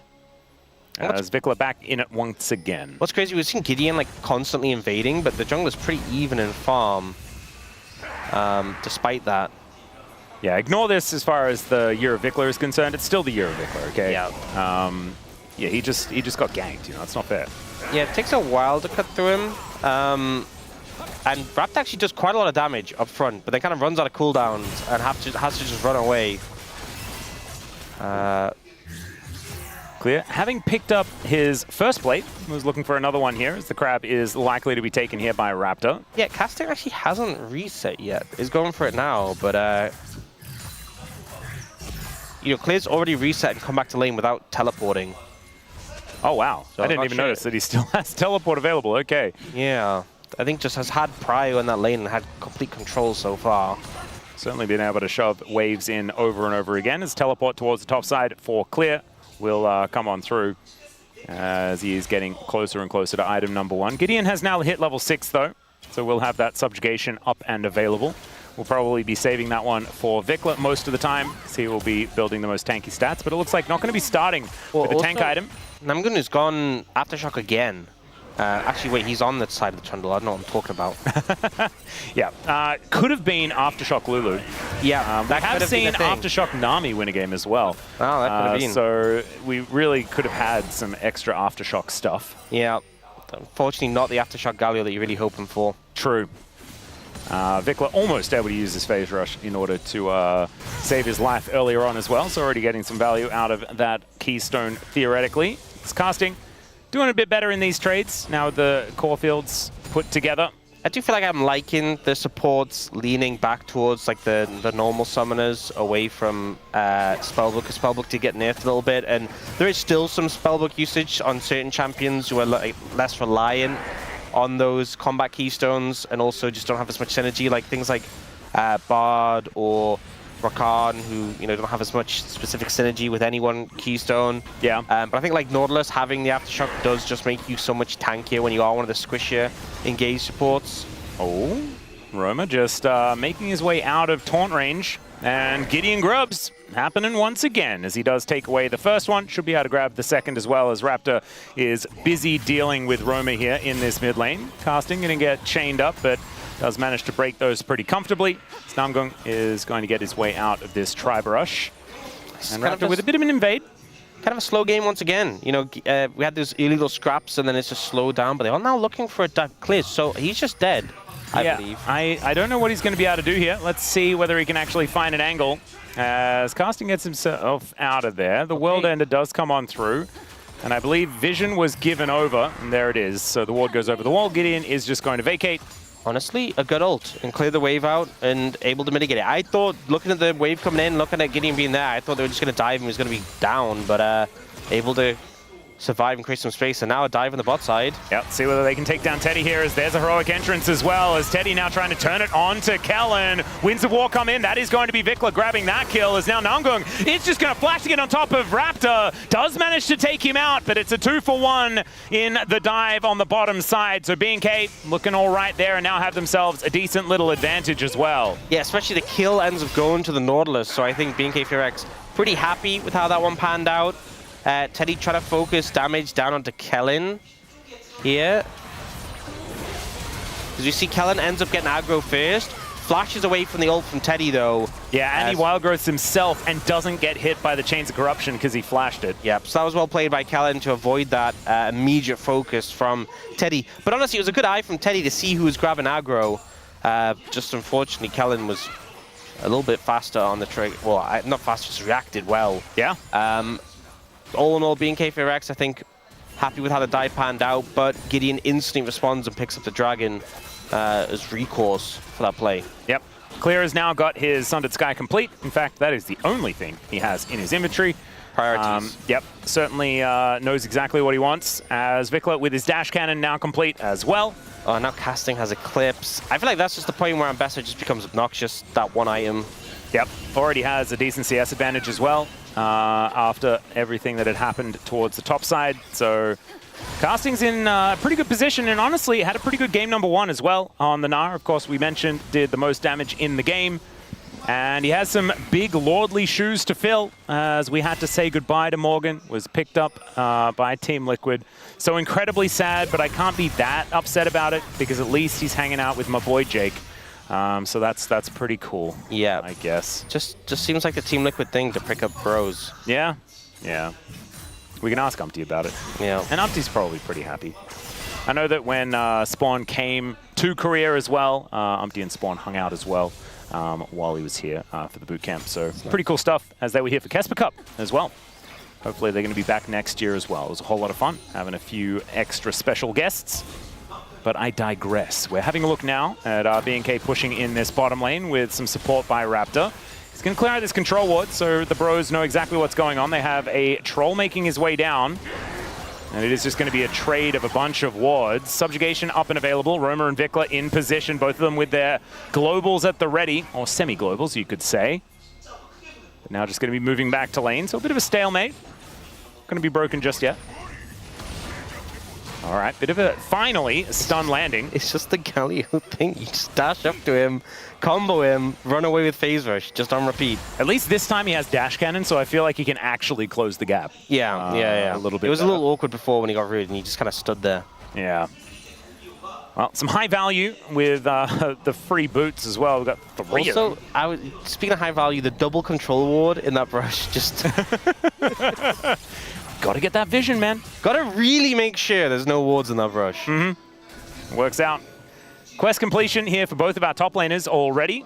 Going to be the first ones that have been put together, as there's public execution towards Clear. World Ender does come on down, Sundered Sky to try and get that health bar back, but Gideon makes his way in, and I don't think Clear is going to find a way out of this one. Heroic Entrance comes in, though, and maybe I spoke too soon. Great knock-up, and Gideon will be taken down. And now Casting, I don't know whether the Alcove Gaming is going to work out, because now the Bash Bros make their way in to defend their Aatrox, and it's a double for Vikla. It's just his year, isn't it? It's just the year of Vikla. Vickler, he's just on form. Watch out, World Championship. Vickler's coming back to North America. As all right, Namgung now going to start a fight up against Diablo once again. The Wild Growth comes in as there's Roma with the ulti, and that is going to spell the end of both bot laners. The year of Vickler continues though, as he just dives on top of Teddy, wipes out a fair bit of the damage. I think Vickler will be dead now, but Namgung's in a bit of trouble. Justice punch. Oh, the dash cannon missed. Oh, it could have been another kill. That would have been so sick if that had happened, but it did not. It just shows. You know what? Vickler isn't a god. He is human after all. Room for growth. Room for growth. That's what we can establish there. But Clear buying a ton of time here. I mean, Aatrox is the champion to do that. You see how much he heals off that first auto. Keeping space from Gideon, and then, again, gets a ton of health from that auto with Sundered Sky in the passive. Vickler comes in, Gideon gets eliminated, and then a little bit of running around the alcove. But just a huge fight win, and then immediately Vickler ends up recalling, buying boots to get the tier 3 boots, and just zooming straight in here, whereas bot lane are getting engaged on. And you can tell he asked for that. He pinged to the ward he's teleporting to. He's like, guys, start a fight, I'm coming in. And they started a little bit earlier than they probably wanted to, as Vickler was a little late to that one. And he's so close to getting a second kill. Look at the dash cannon, man. A couple more abilities here and there. Yeah. Could have been. Could have been. As Gideon also not going to lose his grump. You know what's hilarious? What's hilarious? Talking about how strong like the upgraded Merc treads are and the shield, how good to be on Galio. No. Upgraded Sorks for the Galio. We're doing damage out here. So wait, hang on. He builds Merc treads on a Zir and then Sorks on Galio. Galio already has deny subjugate value. Galio already has a magic damage shield, right? True. You know, it's redundant, isn't it? He doesn't need another one. Yeah, that would be absolutely silly. I completely understand. And why would I doubt Vickler? You know, it's his year. As we know. All right. Akvarun come through here from Diablo, is now continuing to look for this fight. Diablo's looking very worse for wear, but the Wild Growth to keep him alive. As Vickler comes down, he still wants more. As Teddy going to get killed by the Winds of War, but it is doing a fair bit of damage given the build that Vickler has gone for here. He is going one-shot build, you know. I feel like we've seen so many of these, like, this is something that Faker used to do last year, right? He was the one that didn't build like a defensive item first. He's like, no, we're just going Glass Cannon Gargoyle. It's so fun, to be honest. You know, I think part of the logic is you're into the Trundle, right? You don't want to give him a target where you're just going to get all your stats drained immediately. But also, you do so much damage. Like, Galio has really high AP ratios. When you do go a build like this, you just kind of explode people, especially if you're this fed. Yep. So I kind of respect it. And it is going to be first turret going over to the Bros. They should be able to claim themselves a gold advantage. As you can see, it is teetering back and forth, but finally, 600 gold in the lead here for the Bros, as they do take down that outer bottom lane turret. So nicely done. Get them a bit into the coffers. As Gideon has gone for the Trinity Force build, not going for the Sundered Sky Ultra Sustainy type build here. A little bit more damage for the Trundle. To be fair, I think it's one of those things where, like, when Sundered Sky was like really strong, we saw a mixed bag with Trundle. Like, some would go Sundered Sky first, some would go like the Triforce. And then Sundered Sky got nerfed, and it's still really good, don't get me wrong, but like the crit is weaker, right? Yeah. So I think it makes sense to be going default into the Triforce. Might still pick it up, but I like things like just running faster. Running like fast is pretty good. It's pretty good for the Trundle. Well, if you speak of running fast, it is a Cloud Soul. Exactly. And so maybe he doesn't need any items that are going to bolster that, because we do have Cloud Rift as well as a Cloud Soul. Very happy to have that in our very first series of the day. As all right, possible dive onto Clear once again. Difficult to dive in Aatrox now that he has an item or two put together, and now he's looking for an angle here. We'll be able to chain up casting and gets not tagged by the public execution. Now the World Ender does come down, finds a good double knock up there with the Q, and this is the danger we were talking about. They do take him down, and Namgung successfully tanked up that turret, and then they take it down. The trade will be the outer in the mid lane, as now Teddy could be in a little bit of trouble here, and by a little bit I mean a lot, as Diablo grabs his first of the game and augments that with this turret going down as well. Triple grubs though, and an inner turret on the docket here for the Bros. Looking to try and grab that one at the same time, as there is the Realm Warp, but it was a little bit of a fake out there as Roma decides not to take it. Casting moving in as Diablo now might be the target, but Raptor does have now a big circle around him. Gargoyle comes in to try and help them out as Casting hit by the Winds of War and taken down by Diablo. Make that 2 for the Yunara. And I think that was a little unnecessary from Bro. Like, they were doing the trade. They got top lane tier 2, and I think they were going to be able to defend the tier 2 in the mid lane, even without the teleport from Casting. It was a bit of an overstep, to be honest. Let's have a look at this one more time, though. This was nicely tanked by Namgung. Yeah, I think Namgung has aggro for such a long time, under no real threat of going down, and the Aatrox, not much you can do. Here, this first tower's going down for sure. Teddy in a bit of an unfortunate position. But right now, it's 1 kill each, 1 tower each. But here, like, the wave's gone, and maybe the threat of Casting teleporting was the reason they had to back away, but it ends up being a bit of an overstep, and he goes down. And it just makes you question, like, maybe if he just zoned them off, could have ended up better off. I don't know. It's hard to say. Either way, hindsight is 2020. Or it is 2020, but we are in 2026, so... That's true. Hindsight is not 2026. Yeah. That's too many numbers. We do nearly have... So, Dragon coming up soon in about a minute and a half. Teddy's nearly got his Mirana fully stacked. We nearly have the Rod of Ages stacked for Roma, and he's about to level up to 14, so we'll go, like, straight to 50. Actually, he's at 5 stacks, not 9. Yeah, he's still a ways away. Okay, it did look like a 9 for some reason. Maybe I'm just losing my eyesight as I'm getting old. Your eyesight might be 2026. Yeah, which is wrong. You want it to be 2020, I think. Yeah. Yeah, he did say. That was a good year. Something like that. Damwon fans are also, they want it to be 2020 as well. Yeah. It's all right. BNK continuing to clear out vision, as we can see here. The Bros backing away as the Baron just spawns now. The Bros still with a bit of a monopoly as far as the Drakes are concerned. We'll see whether it's going to be BNK looking for this next cloud that's going to be up in 35 seconds right now with a lot of control of the area. You know, it's a 6 now, which is an upside down 9, so... Hey, there you go. It's getting way closer. You just have to spin it upside down and get one more stack. Yeah, there you go. Come on, Roma. Why is it still up the right way? We need a graphics team that can just put the icon upside down for us. That would be very, very helpful. TP coming in. Looks like Bro very focused on trying to make this happen, but they are being pushed in the mid lane. All right, Gideon wrapping around, looking for Raptor. Oh, he's going for it. I didn't say wrap for that reason, but it did kind of work out. It's got a teleport to bring the Aatrox in, and let's see whether the Bros can keep themselves alive. There is the Crescent Guard. But a little bit of a disengage here by the Bros, and a bit invested at the start of this fight as Vikla gets himself out of there. And now the re-engage, the Quadra Taunt from Vikla as he looks to make his presence known. Vikla trying to get the work done, but already the Lulu goes down. Raptor dead as well as Vikla's so close to going down. And Diablo falls, but clear is massive. They should be able to take him out, though. The CC is too much, and the Bros stand tall and wipe out BNK. Should just be able to pick up the Baron off the back of this. It looked like a huge engage from Vikla, but I think they just didn't have the follow-up to finish out the fight. So here, this was a bit of an anti-synergy from Raptor, because he goes in and he ults them away, so the Galley Wall hits no one. And now you don't have your Xin Zhao ultimate, and also, Diablo and Kellen are really low HP already. So then when this big ult comes in, it looks massive, but there's so many low health members, the Nautilus ult gets massive value, Lulu immediately dead, Xin Zhao immediately dead, Diablo gets hit by a piercing arrow and then dies.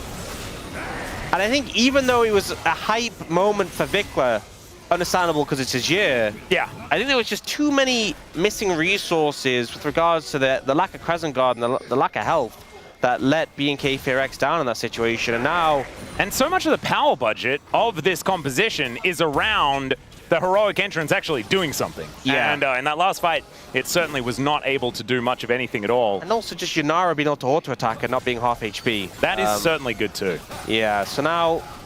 Well, we got another one. As the Baron still around the bros, as now Raptor caught out. Good pillar position here from Gideon as Audacious Charge gets Raptor out of the way. As in goes the public execution. Casting though going down so incredibly low. Down goes Vikla though. It may not be his year after all. As the snipe from Teddy's too good. Double kill here for the Varus, and Diablo, not a whole lot he can do, and the hook is gonna land. Namgung having such a better day here today compared to their first day out against DK. And they're looking to take this inner turret at the same time. Namgoon's just been on fire. I feel like getting so much value in these fights, but the target selection is so good here. And bro, I mean, this game looks firmly in their control. I mean, last game, it felt like they weren't able to push their advantage, but now with an 8,000 gold lead, look at all these towers they're picking up. Oh man, it is going to be 10K by the end of this. As Kellen, oh look, the little Lulu that could. Not quite able to even deal with a minion wave here, as B&K looking a bit worse for wear at the end of this one as we check out this fight one more time. Just getting so much damage on a Raptor, the poke from Teddy as well.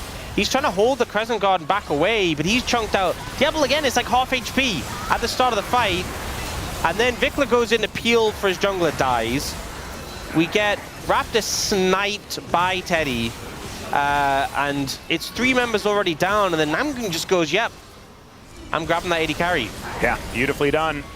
Snipes him with the anchor, and the bro fans go wild here at LoL Park.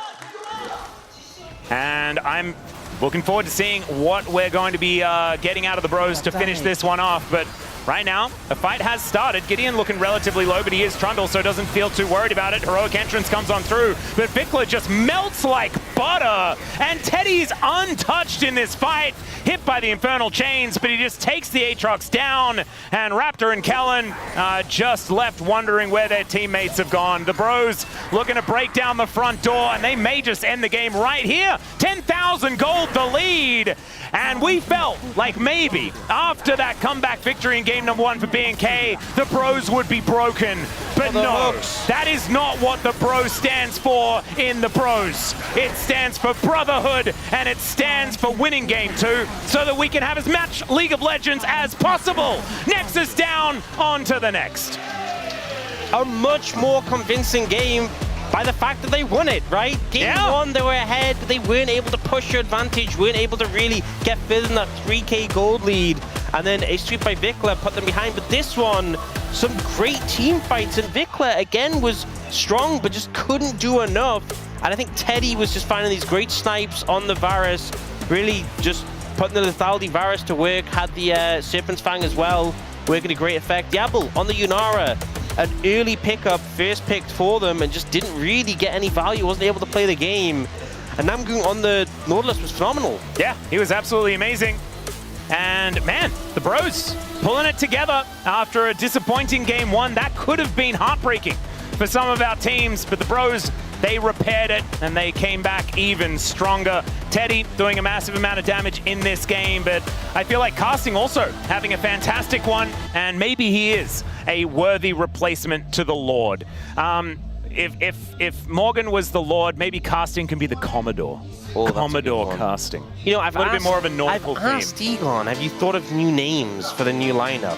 And he keeps stalling, and I think it's because he's no longer part of the bro fandom, so. Maybe it's Umpty that has to come up with it. Yeah, I think Umpty, you should ask Umpty. He certainly qualifies, as it is now time for us to take a short break. Speaking of Umpty, he's going to be back after this break to break down the bro win, the first of 2026. We'll see then whether they can turn that into a series win. Could happen. We'll see you after the break.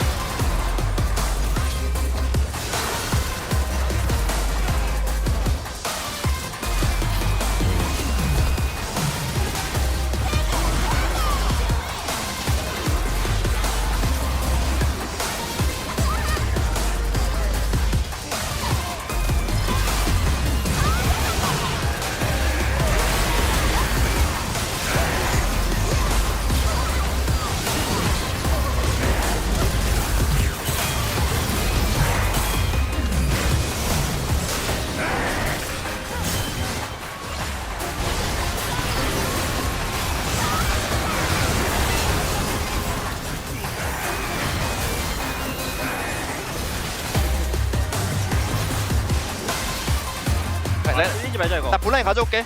아 미달게. 야, 레드부터 핑크 돼 할게. 핑크 돼. 레드 싸움하자 바로 얘들아 여기서. 나- 볼게. 아, 맞아. 나도 야, 여기 짜부터 내가 괜찮아. 공 3초야. 괜찮아. 아, 오케이. 야, 보자. 봐줄래? 아, 맞게. 윤아 유나. 맞아. 한번 빼고 한 번 빼고. 아 맞아. 맞아. 아트. 가자, 노플. 야, 끝내자. 미드. 얘들아, 미드. 라인. Pick has been quite powerful, as Umpty had already iterated. So let's have a look at what's going to happen here as we dive into the draft for game number 3. A bunch of fearless bans coming on through already, and we'll see what's going to be taken away already. The Malphite, I believe the Jace. Yeah, there it is. Yeah, I don't think bans are going to change that much, unless maybe you want to let something slip through and try and grab that, try and prioritize that. J4 was banned last draft as well. My question is with Fearless, where we start to move with some of the pools being thinned out a little bit. Jungle, I feel like pool's been a bit interesting, right? Wukong hasn't really gotten a looking yet, but that's been pretty high priority so far. So I wonder if that becomes something these two are looking at. Yep. Nocturne as well, like Orianna's still open, so if Orianna gets left, Ori Nocturne could be really high prio. That could be a dangerous one. See what is going to be banned away here last. I think Orianna does make the most sense. If Ori is banned here, though, Nico is open and available, which was banned before. So difficult decision for Bros here. They go Nico, so Ori open. Does it just get first picked for Vicla here? That is the question. And the dangerous thing is that now they've banned the Nico away. They could have actually elected to not ban anything as far as those two and then take the other one. But now they give the Orianna over. They don't necessarily have that OP counterpunch unless they have something up their sleeve. And let's see what the Bros do have prepared for us with their couple of picks here to start us off in this draft, because Orianna already representing a fair bit of power. The question is, do you try to deny the Nocturne, or do you have a way to deal with the Nocturne, or, Just slam Nocturne Twisted Fate. That would have been the coolest, but instead it's just Scion. And something with the Lucian, so I do think Lucian's strong on the patch with Essence Reaver changes, being really powerful. But if you look at the picks that have been taken away, right, Talia's gone, Vi's gone, Nautilus is gone. Like, if you look at the picks that have been removed from the pool, a lot of these picks that hold short-range carries accountable have been trimmed out. So Lucian with a bit more freedom. Now, Wukong was something we're talking about as being quite high priority. And it looks like that's going to be secured instead of the Nocturne. I say they're going to go for the Rek'Sai into the Scion. So we have seen be quite popular ever since Worlds. Yep. Are you going to go Nocturne? Are you going to go Wukong? Looks like they might just cement the Wukong. Still very good with the Orianna. Obviously not that combo that we often see, but yeah, they will lock that one in. And the question is, for Bro, do you take a jungler now? Do you want a pairing with the Lucian? Lucian Braum has been quite popular, but there's plenty of options in Lucian Nami, Lucian Melio. But it looks like they are going to lean towards that Lucian Braum. Braum with the Bandle Pipe, super strong. Saw like in Champions Queue and stuff, Braum was like permaban, but hasn't seen as much presence in the LCK Cup. Yeah, not so much. I feel like it's been one of those big lacking picks that was considered pretty strong on the outset, but not going to be happening this time around, as Diablo not going to have access to his Kalista this time. I think another factor is some picks do make a little bit uncomfortable for it in lane, and lane prio is really important, but Rakan's been taken away, Lulu's been taken away, so I think they're feeling pretty good about that. The Akali, we saw Doran have an absolute masterclass on that in the top lane, of course, but just the power of the pick with that Gunblade is a little bit absurd right now. Yeah. Right hand, so that one will be denied. So not going to see it. One more ban and probably more protection for the Orianna. It will be the LeBlanc. So Roma not going to be able to give Vikla the Showmaker treatment, which I think is probably for the best. As let's see what Teddy is going to be locking away here, as we're looking for a mid laner or a jungle. And Silas going to be the consideration for the moment. Yeah, I think Syndra's fine though. Has that CC for Orbs. Yeah, the CC with the stun is quite effective against both Wukong and Rek'Sai, disrupting what they want to do, and also just a matchup into Orianna we've seen for a while. Obviously, since they changed the Q way back when, it's not as punishing as it was once upon a time. I think Orianna does way better than she used to. But you can still hold your own. Yep. And look to scale up with all those cool passives you now have. I wonder whether Kellen is going to risk an Alistar or something like that, as of course Silas could still be played in the jungle, in theory. It will be Diablo on his Kai'Sa, though, as a response to the Lucian. So does seem like it's going to be tough in lane. Yeah, I mean, he's good on the Kai'Sa, but the problem is Kai'Sa you want to pair with a CC support, and so you end up picking Alistar, and Alistar into Lucian Braum doesn't really feel too good. No. And Poppy into a million dashes also seems a little bit worrisome. Yeah, I mean, Poppy's an interesting one because she got nerfed pretty hard in the jungle, and her clear is painfully slow now. So keeping pace in the jungle is quite hard as a Poppy, and keeping pace in the jungle is very important. And also for Gideon specifically, he is someone that even when he's playing stuff like Sejuani, tends to like to keep a good farm pace in the game. So I think the team fighting power and the value that Poppy has in terms of the 5v5 is great, don't get me wrong, but not the best farmer.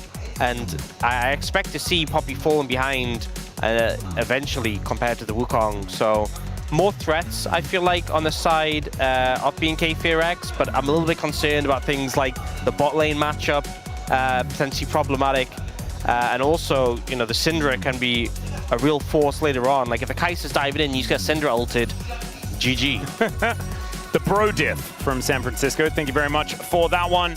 And let's see whether the Bro Diff is going to continue, because we thought that perhaps the Bros were going to have a tough time. And as it turned out, they are poised to pick themselves up their first victory here in the LCK Cup. The bottom lane is where our eyes are going to be glued, I think, for the majority of the time. With Diablo's Kai'Sa, it is a scary pick right in his hands. However, in this lane, it's going to be a tough time. So let's see how it goes.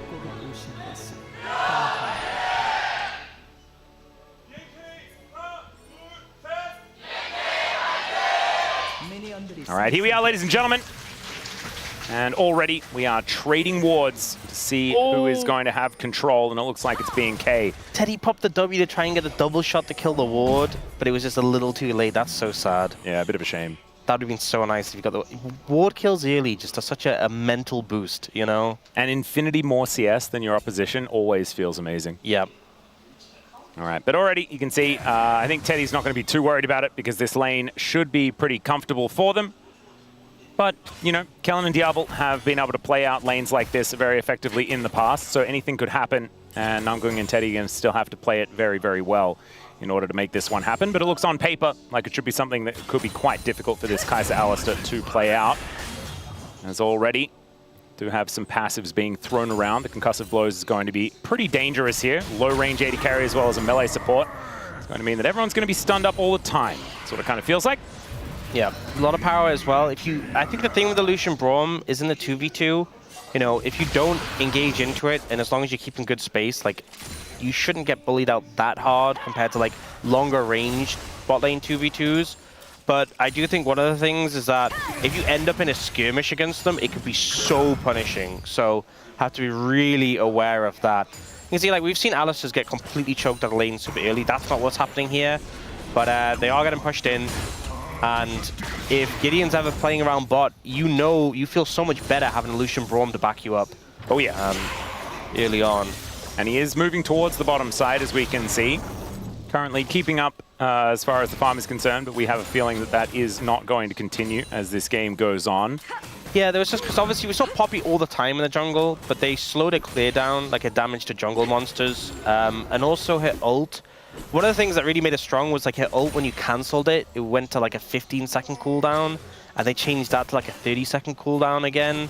So it's a big reason why we kind of saw her just leave the meta.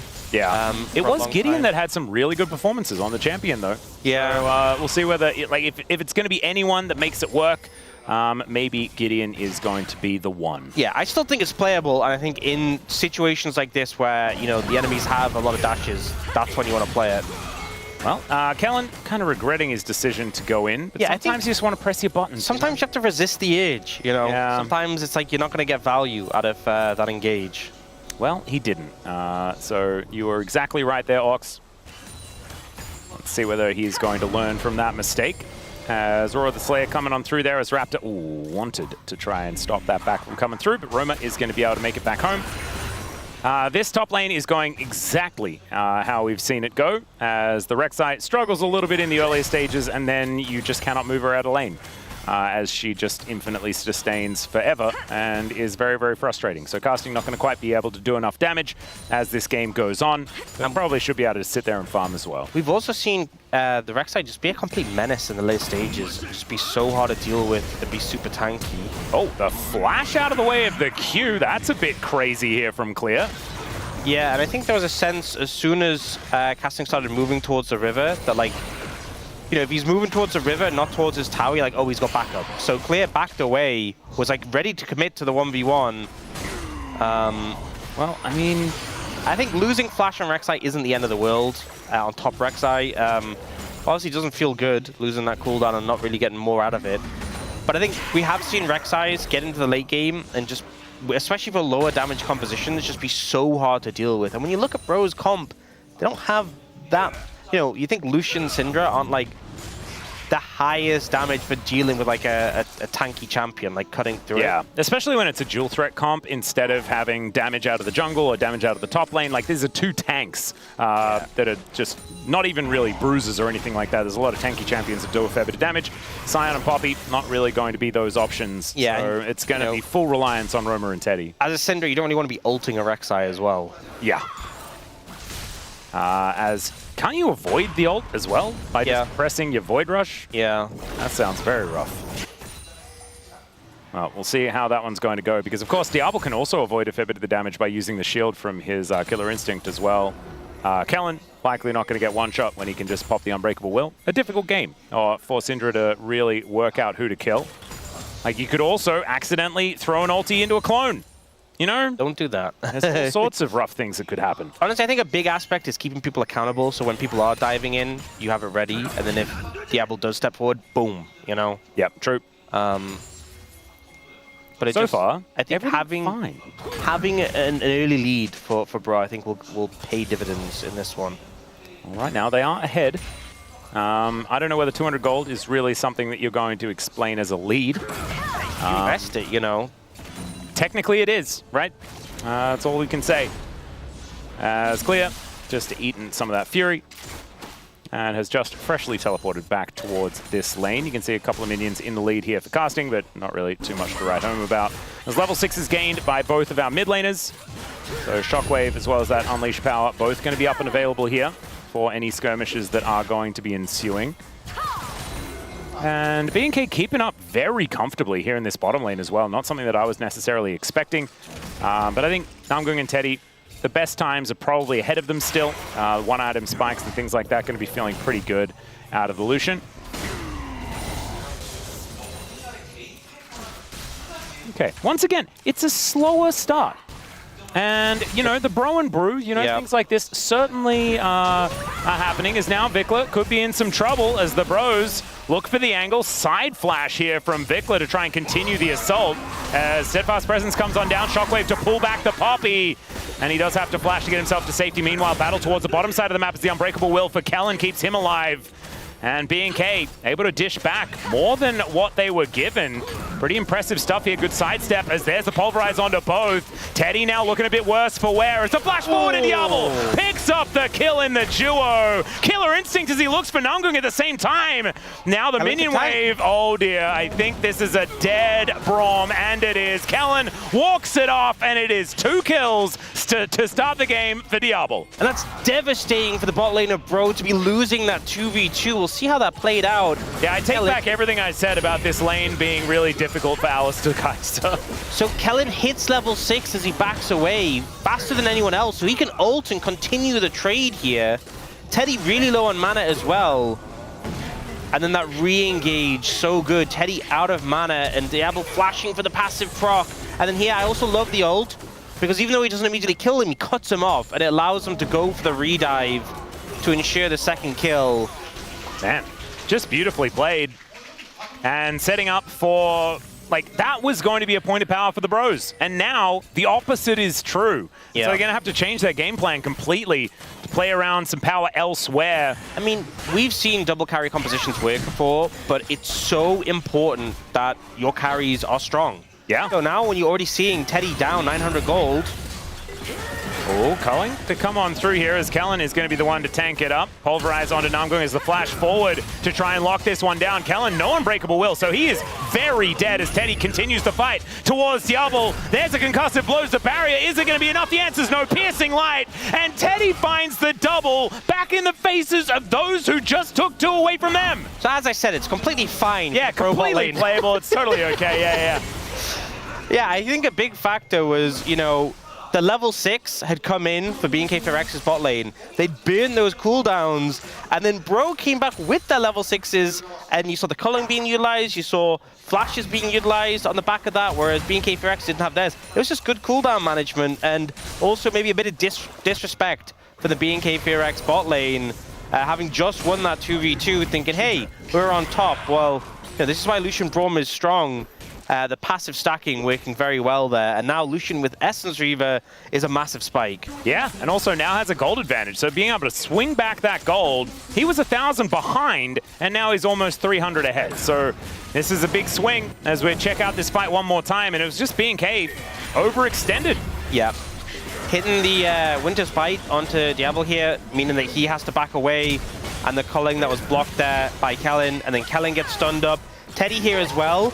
Double auto dashing to continue the passive onto the Kai'Sa, and then a great piercing light at the end as well. Just really well played. Yeah, the Winter's Bite to slow him down at the same time. Namgung actually playing this one pretty effectively as well. And so the Bros moving themselves into about a 400 gold lead. And now, I mean, the Essence Reaver, even before this year, was a great spike for Lucian because it gave you infinite mana, AD, ability haste, but now you get that extra damage and you're rotating your cooldown so frequently, you're getting it a lot. Lucian loves when he has a strong one-item spike. You know, it used to be the Gale Force back in the day. Yeah. But I feel like the reintroduction of the Sheen effect on the Essence Reaver has been such a boon for the pick. So he's now in a really good position. And Diablo, who went for that call, still doesn't have his one-item spike, so they have to really be careful. Yeah.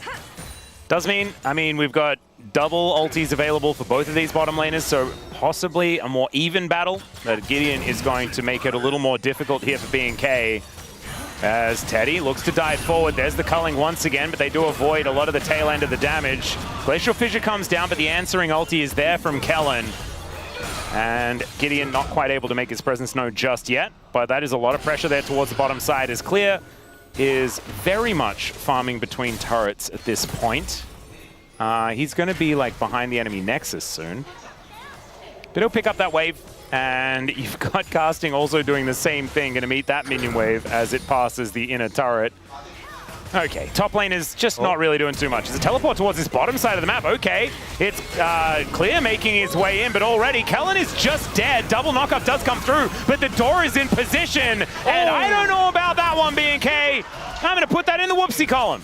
Yeah, I mean, Kellen goes in, but with no ult, he just gets demolished. Great flash there from Roma. Yeah, no shockwave to connect. And BNK, I mean, maybe they found out that Umpty is here in the house, and maybe they're now too intimidated of the Bros. I mean, it seems like the Umpty buff is working because, bro, big advantage now. 2,000 gold in the lead. I mean, that bot play went perfectly. They got the TP from Clear as well. And yeah, Kellen goes in without ult, just gets exploded by the Lucian Braum, and then the peel is there to stop the Rek'Sai as well. And now Teddy in a very strong position, has a lot of the components for the Navori. Yeah. I mean, you see here, okay, he actually had the ult, sorry, I thought it was down still. Huh. It didn't look like he had the ult. And level 1 Unbreakable Will just doesn't hit the same as some of the later levels. So, well played there by the Bros defensively, but I think that was largely on BNK overstepping and not finding the angle, as Clear also using his teleport to get towards the bottom lane means that he loses a lot of that power from the top side. Has now put together his first item. That Titanic Hydra is now done. But you can see Casting, a couple of waves in the lead, Sunfire Cape done, and so feeling very happy as this Scion.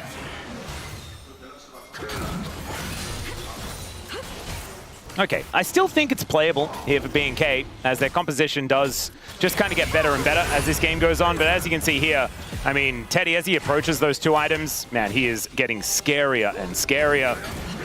And Gideon is getting to the point where, I mean, he has his first item, might be able to start diving these turrets as well. if you would like to. As yeah, top lane is just not really interacting in this game. Yeah, not much they can do to each other. Oh, Gideon doesn't quite get the stun there. Yeah. He's going for that Sundered Sky Poppy build we've seen a lot of. Looks like BNK do not want to mess with this dragon fight. Just not with enough power around the map. Casting it rotated down from that top side as well. An Unstoppable Onslaught can get him there at a moment's notice. So Gideon going to be able to take this dragon without too much contest. And honestly, Gideon's done a good job of keeping up a farm. Like I said, they slow down Poppy's clear, reduce the damage to jungle monsters, and I honestly thought that this would be a scenario where Gideon just falls behind in farm, but he's kept pace. So doing good there. And it's not like Wukong is the fastest farmer as well. Yeah. I think with more and more items, Wukong farms more and more quickly, right? Because you do build a fair bit more damage compared to a Poppy, but right now, looking absolutely fine here for Gideon. Oh, and there are the quick blades done already. Yeah, big spike coming through. So he is 750 gold. And I want to go back to what you were talking about as a possible con for the Bros, and that is their two-threat composition. That was the fact that, okay, we've got a Shockwave here in the mid lane. The flash forward from Clear, and Roma, he's dead. Not much you can do there, I'm going to be honest. No flash, you're kind of stuck. Gideon gets a stun, but can't really do more. Yep, Heroic Charge is going to be able to work there, but now Clear looking for Gideon. Does get the knock-up. Cyclone comes down. Glacial Fissure is there, though. That is a decoy. And so that is not going to be the prize that the Bros are looking for. They did take out that decoy, though. That was good. That decoy was well and truly dead. Yep. Yeah. They do force them away, get them low, and no real extra pressure is going to come out other than the kill. Casting getting some damage on this tower here, but TP's going to come in to defend that. Yep. Rek'Sai making her way up. And so let's have a look at this one more time. Yeah. Just, where's the counterplay? Maybe especially with the flash. Especially with the flash from Clear, just there's really nothing you can do. Bit of an unfortunate one. And you can see Roman was a bit hesitant, kind of knew it was maybe coming, but once you've walked up, you are kind of doomed. Now should be able to get this Herald. Yeah. Yep. Can you get the eye, though? Looking for a fight here as Gideon down relatively low. Vikla looking for Roma. Scatter the Weak does come on through. Force of Will throws a blue buff at him.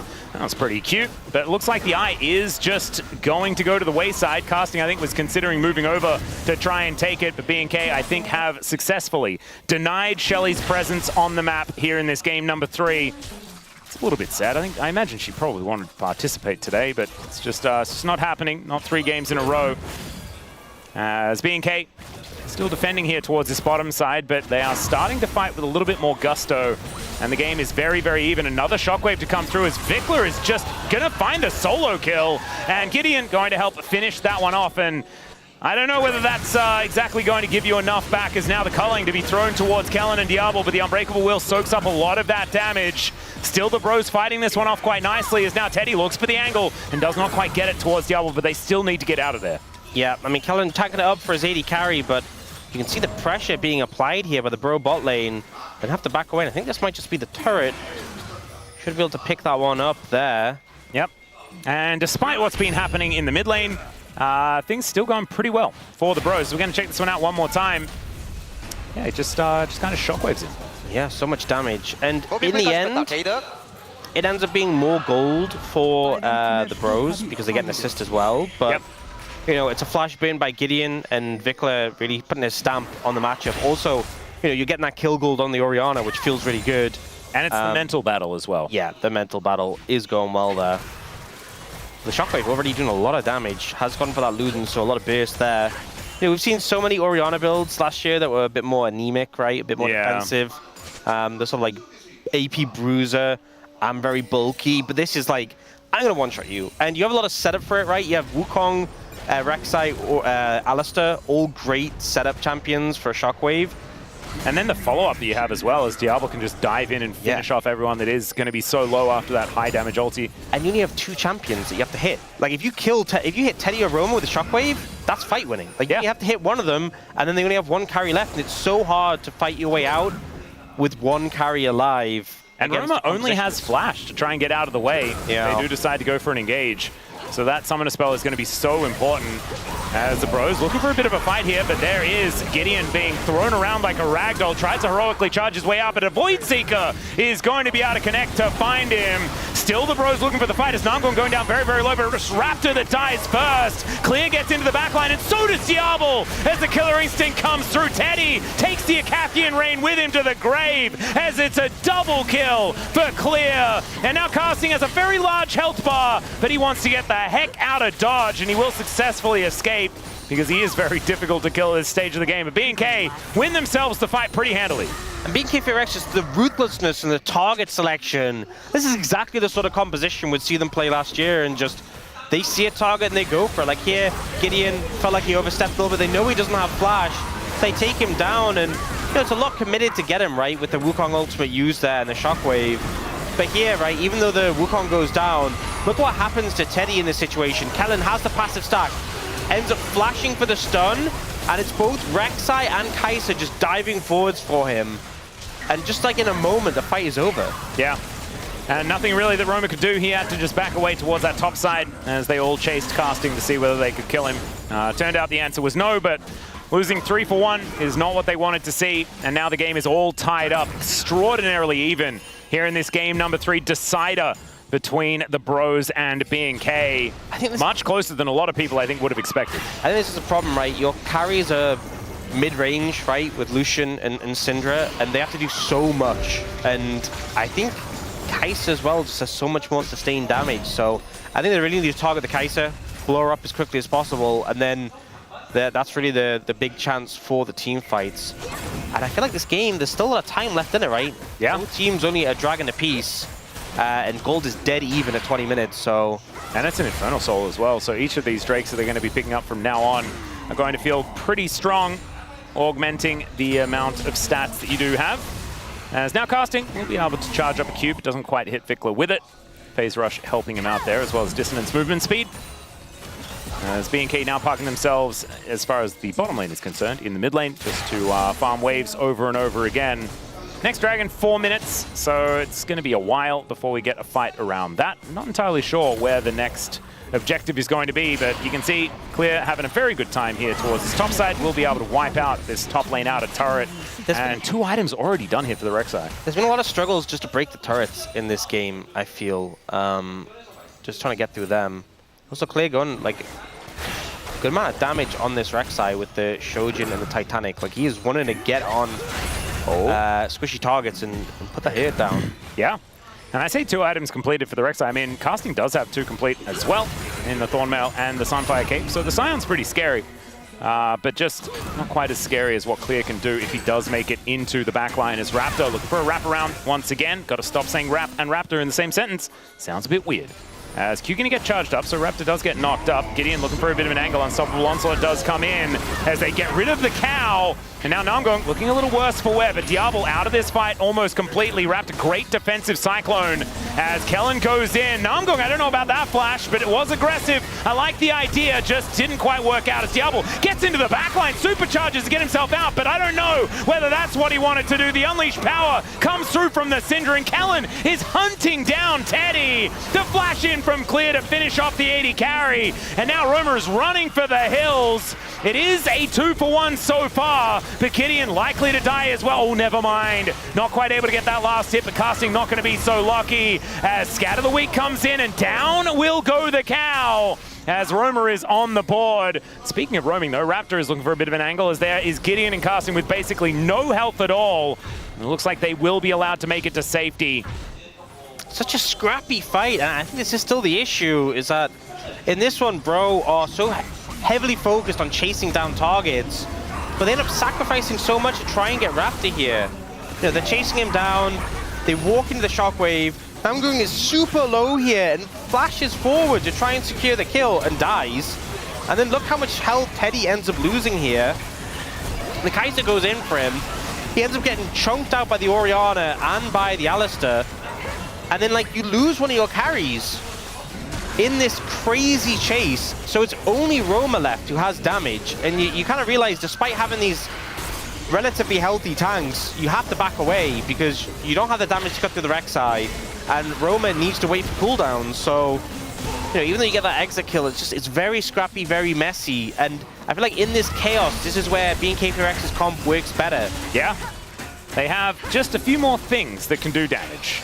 So even though Diablo kind of kamikazed in that last fight, it wasn't exactly the end because Clear is just so strong. That's the thing, if you lose the Kai'Sa, you still have so many damage sets, but if you lose Lucian, it's like, well, what do we do now? I mean, can Clear just build a full item?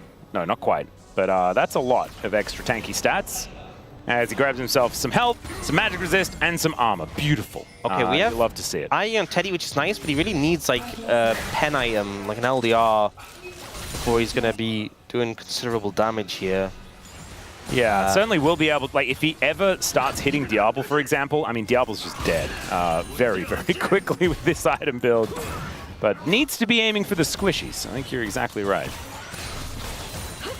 I mean, to be fair, there's not that much resist, but the thing is, like, even just a chain vest plus the base stats on a level 17 Rek'Sai, and also Wukong gets so much free armor from his passive. Yeah, true.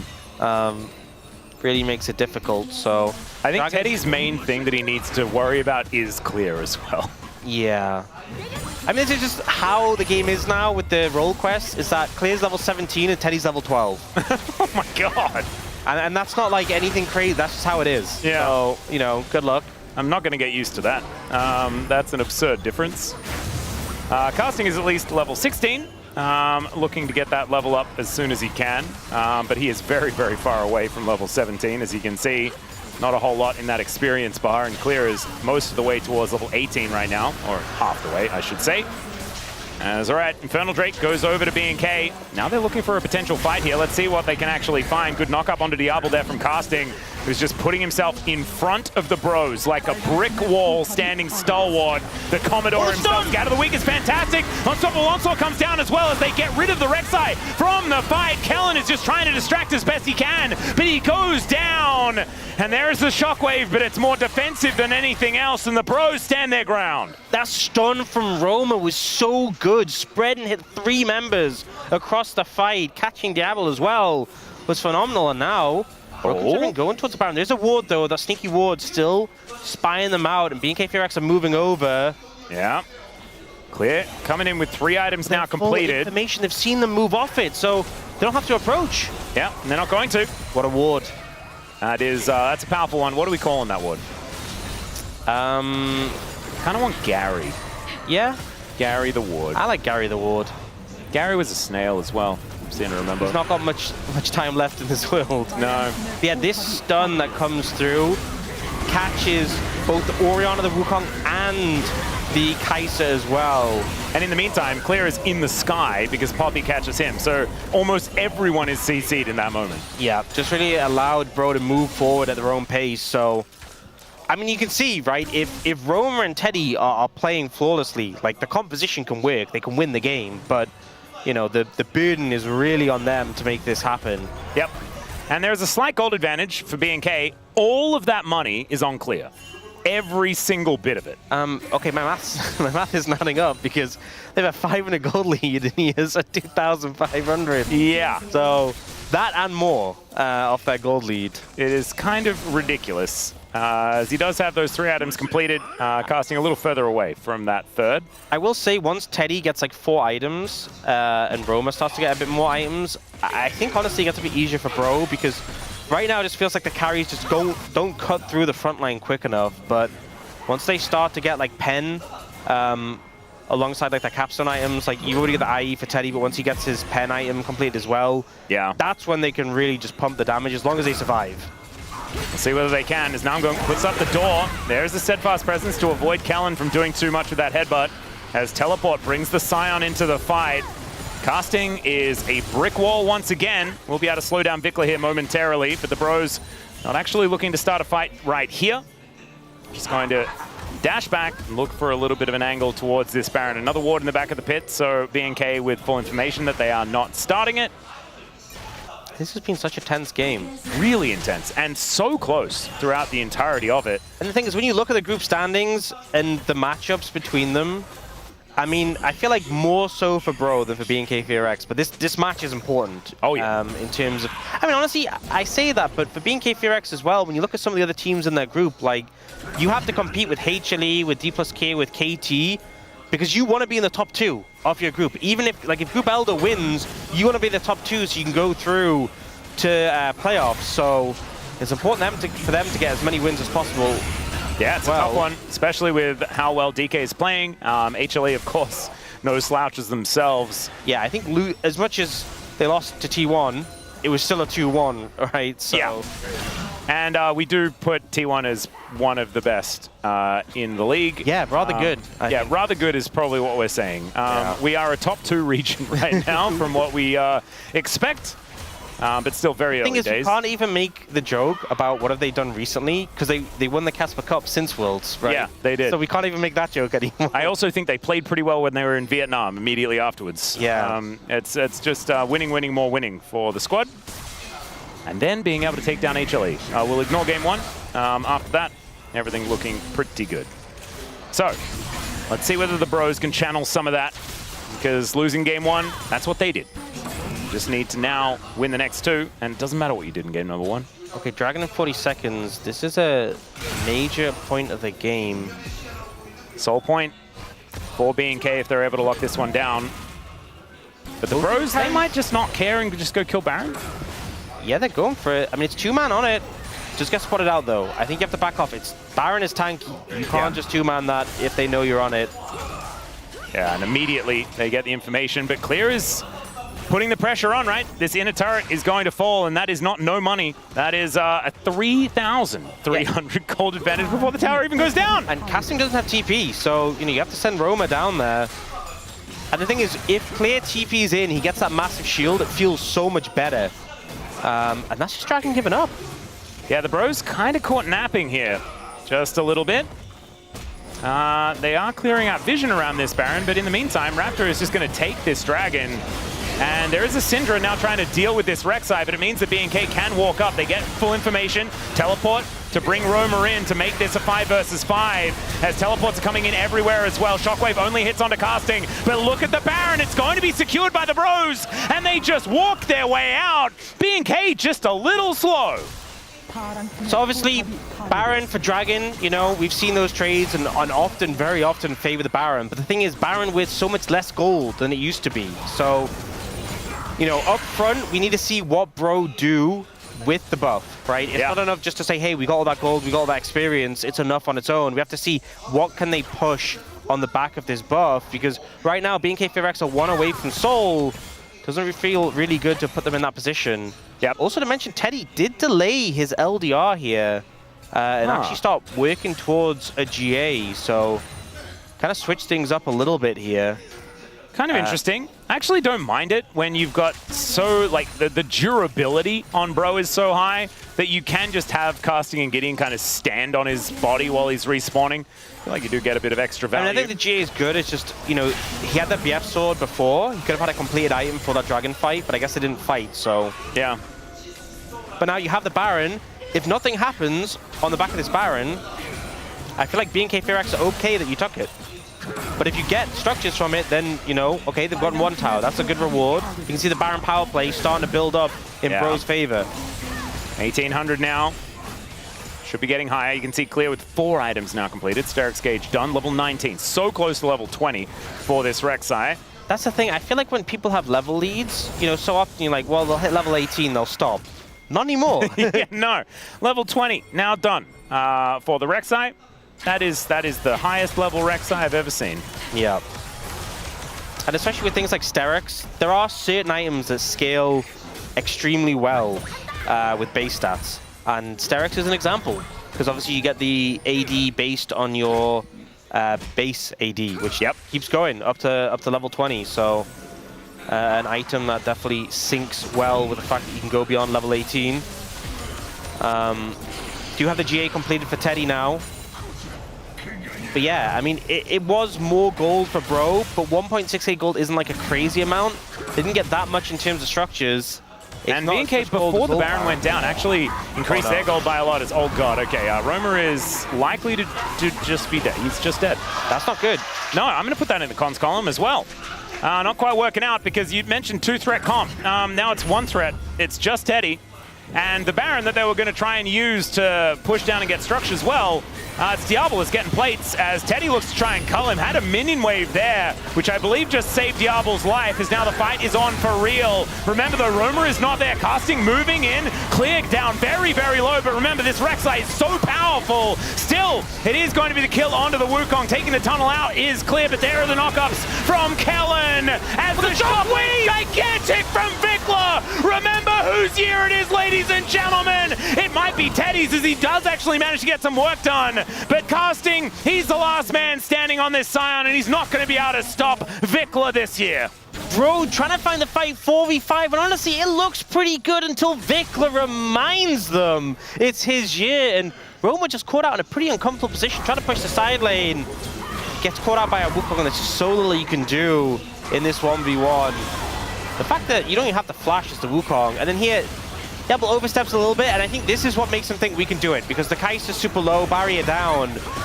They try and make the fight. Teddy gets so much damage down here. You can see now this 4.5 item Lucian really starting to pump the numbers.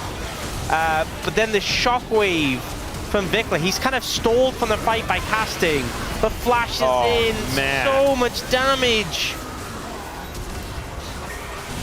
And Teddy does respawn and finish off the Kai'Sa, but it's just not enough. Yeah. And now, state of the game. 45 seconds until potential soul for BNK FearX. The gold is basically even. And a lot was burned. We actually have a Seeker's Arm Guard for Teddy. So he's like, my GA's down. I need something to keep me alive. And Diablo has one too.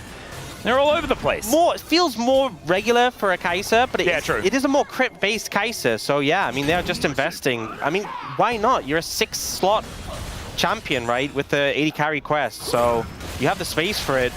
It could be the clutch item here. Oh, casting might caught them. Yeah, see whether he does find the angle as Teddy, culling, not really doing anything much of anything at all to Vikla. As, oh dear, the Rek'Sai on the flank angle looking for Teddy, has to settle for a knockup on a casting as the 2-man shockwave does come on forward. Ulti out from Nangong doesn't do too much of anything at all. But the pros, they stand tall. Health bars looking a little worse for wear, but they are all still alive. Only one ultimate still remaining as Clear looks for a little bit of an angle here onto Gideon. And meanwhile in the 4v4, the flash forward, the Cyclone's massive, and the killer instinct from Diablo as he gets into the backline, wipes out the bottom lane immediately. And there is Clear finding Gideon. Void Rush to take down the jungler. And now Raptor and Clear are looking for the angle onto Roma, who is now the only one still alive. And that was the opposite of what happened in the last fight, but that may spell the end of the game as BNK. I mean, it took them a while this time around, but it looks like they are going to be able to take down the pros here in this series. And Raptor coming in clutch, you know, found that pick on Aroma previously, and they're finding that snapping gauge right at the end. Diablo's playing a dangerous game. That ult is still available. Yeah. I'd be a little careful if I were you. He broke his arm guard, so he does need to be very, very careful. There's Scatter the Weak and a flash, but I don't know whether Roma's going to be able to do anything. There go the Nexus turrets. Headbutt pulverized from Kellen as they celebrate with a final kill. Diablo locks that one down, and BNK FearX going to go 2-0 on the week, but the pros, they made him work for it. And you know what? I'm feeling pretty good about what we said earlier. I'm feeling pretty great about it. It is the year of Vikla. I think it's the year of Vikla. I think Vikla is having a pretty good one. So what happened to this guy? It was a 2-1 in all 3 games. I think he had some pretty monstrous moments. His form has been insane, and this team, right? Like, sure, this wasn't the cleanest series. It was a fight to get to the end, but, you know, I think if he's in good form, I think this team really can be unleashed, because, you know, we saw the bot lane be a big driving force for them last year, but if mid lane's popping off like this, then yeah, power to them. And bro, I think what's going to really feel unfortunate is that game 1, they were in control for so long and couldn't follow through. And this game as well, there were some good moments, but BNK FearX, I think definitely were favored in most opinions coming into this, but bro, putting up a good fight, but just weren't wasn't enough to get over the finish line. Yeah, we have to remember as well that this Bro roster hasn't been together for all that long, and B&K were together for the entirety of 2025. So there is certainly some growing pains that the Bros are going to be going through and could be coming back stronger after this. I think Roma definitely a better performance. I mean, I would say the bar was low, but definitely a better performance than we saw before. Gideon had a pretty good day, was having some great, especially the Vi game was pretty monstrous. I think Gideon doing a lot better. And Namgoon, I think Namgoon had some great moments. Big step up, yeah. Yeah, engaging. So, again, it's early days for Bro. You've completely changed your roster. It's going to take time. You know, the LCK Cup, you don't have much time to sort things out. Maybe it's going to be hard for Bro to really expect themselves to be winning the LCK Cup and go on a fair stand. But as long as you're figuring things out, improving match by match, that's all you can really ask. Yeah, let's have a look at some of the highlights here, as at the beginning of the game, we're actually going to skip the first 2v2, I'm pretty sure, as this is the one that the Bros were actually able to win out on after Diablo and Kellen were able to get the better of them, but this was definitely a better look, which did get the Bros out to a pretty good start in this game. Yeah, and I think, honestly, for B&K FearX, the team fight decisiveness, I think, was such a big factor. There were a lot of moments where I just felt like the target selection was really excellent.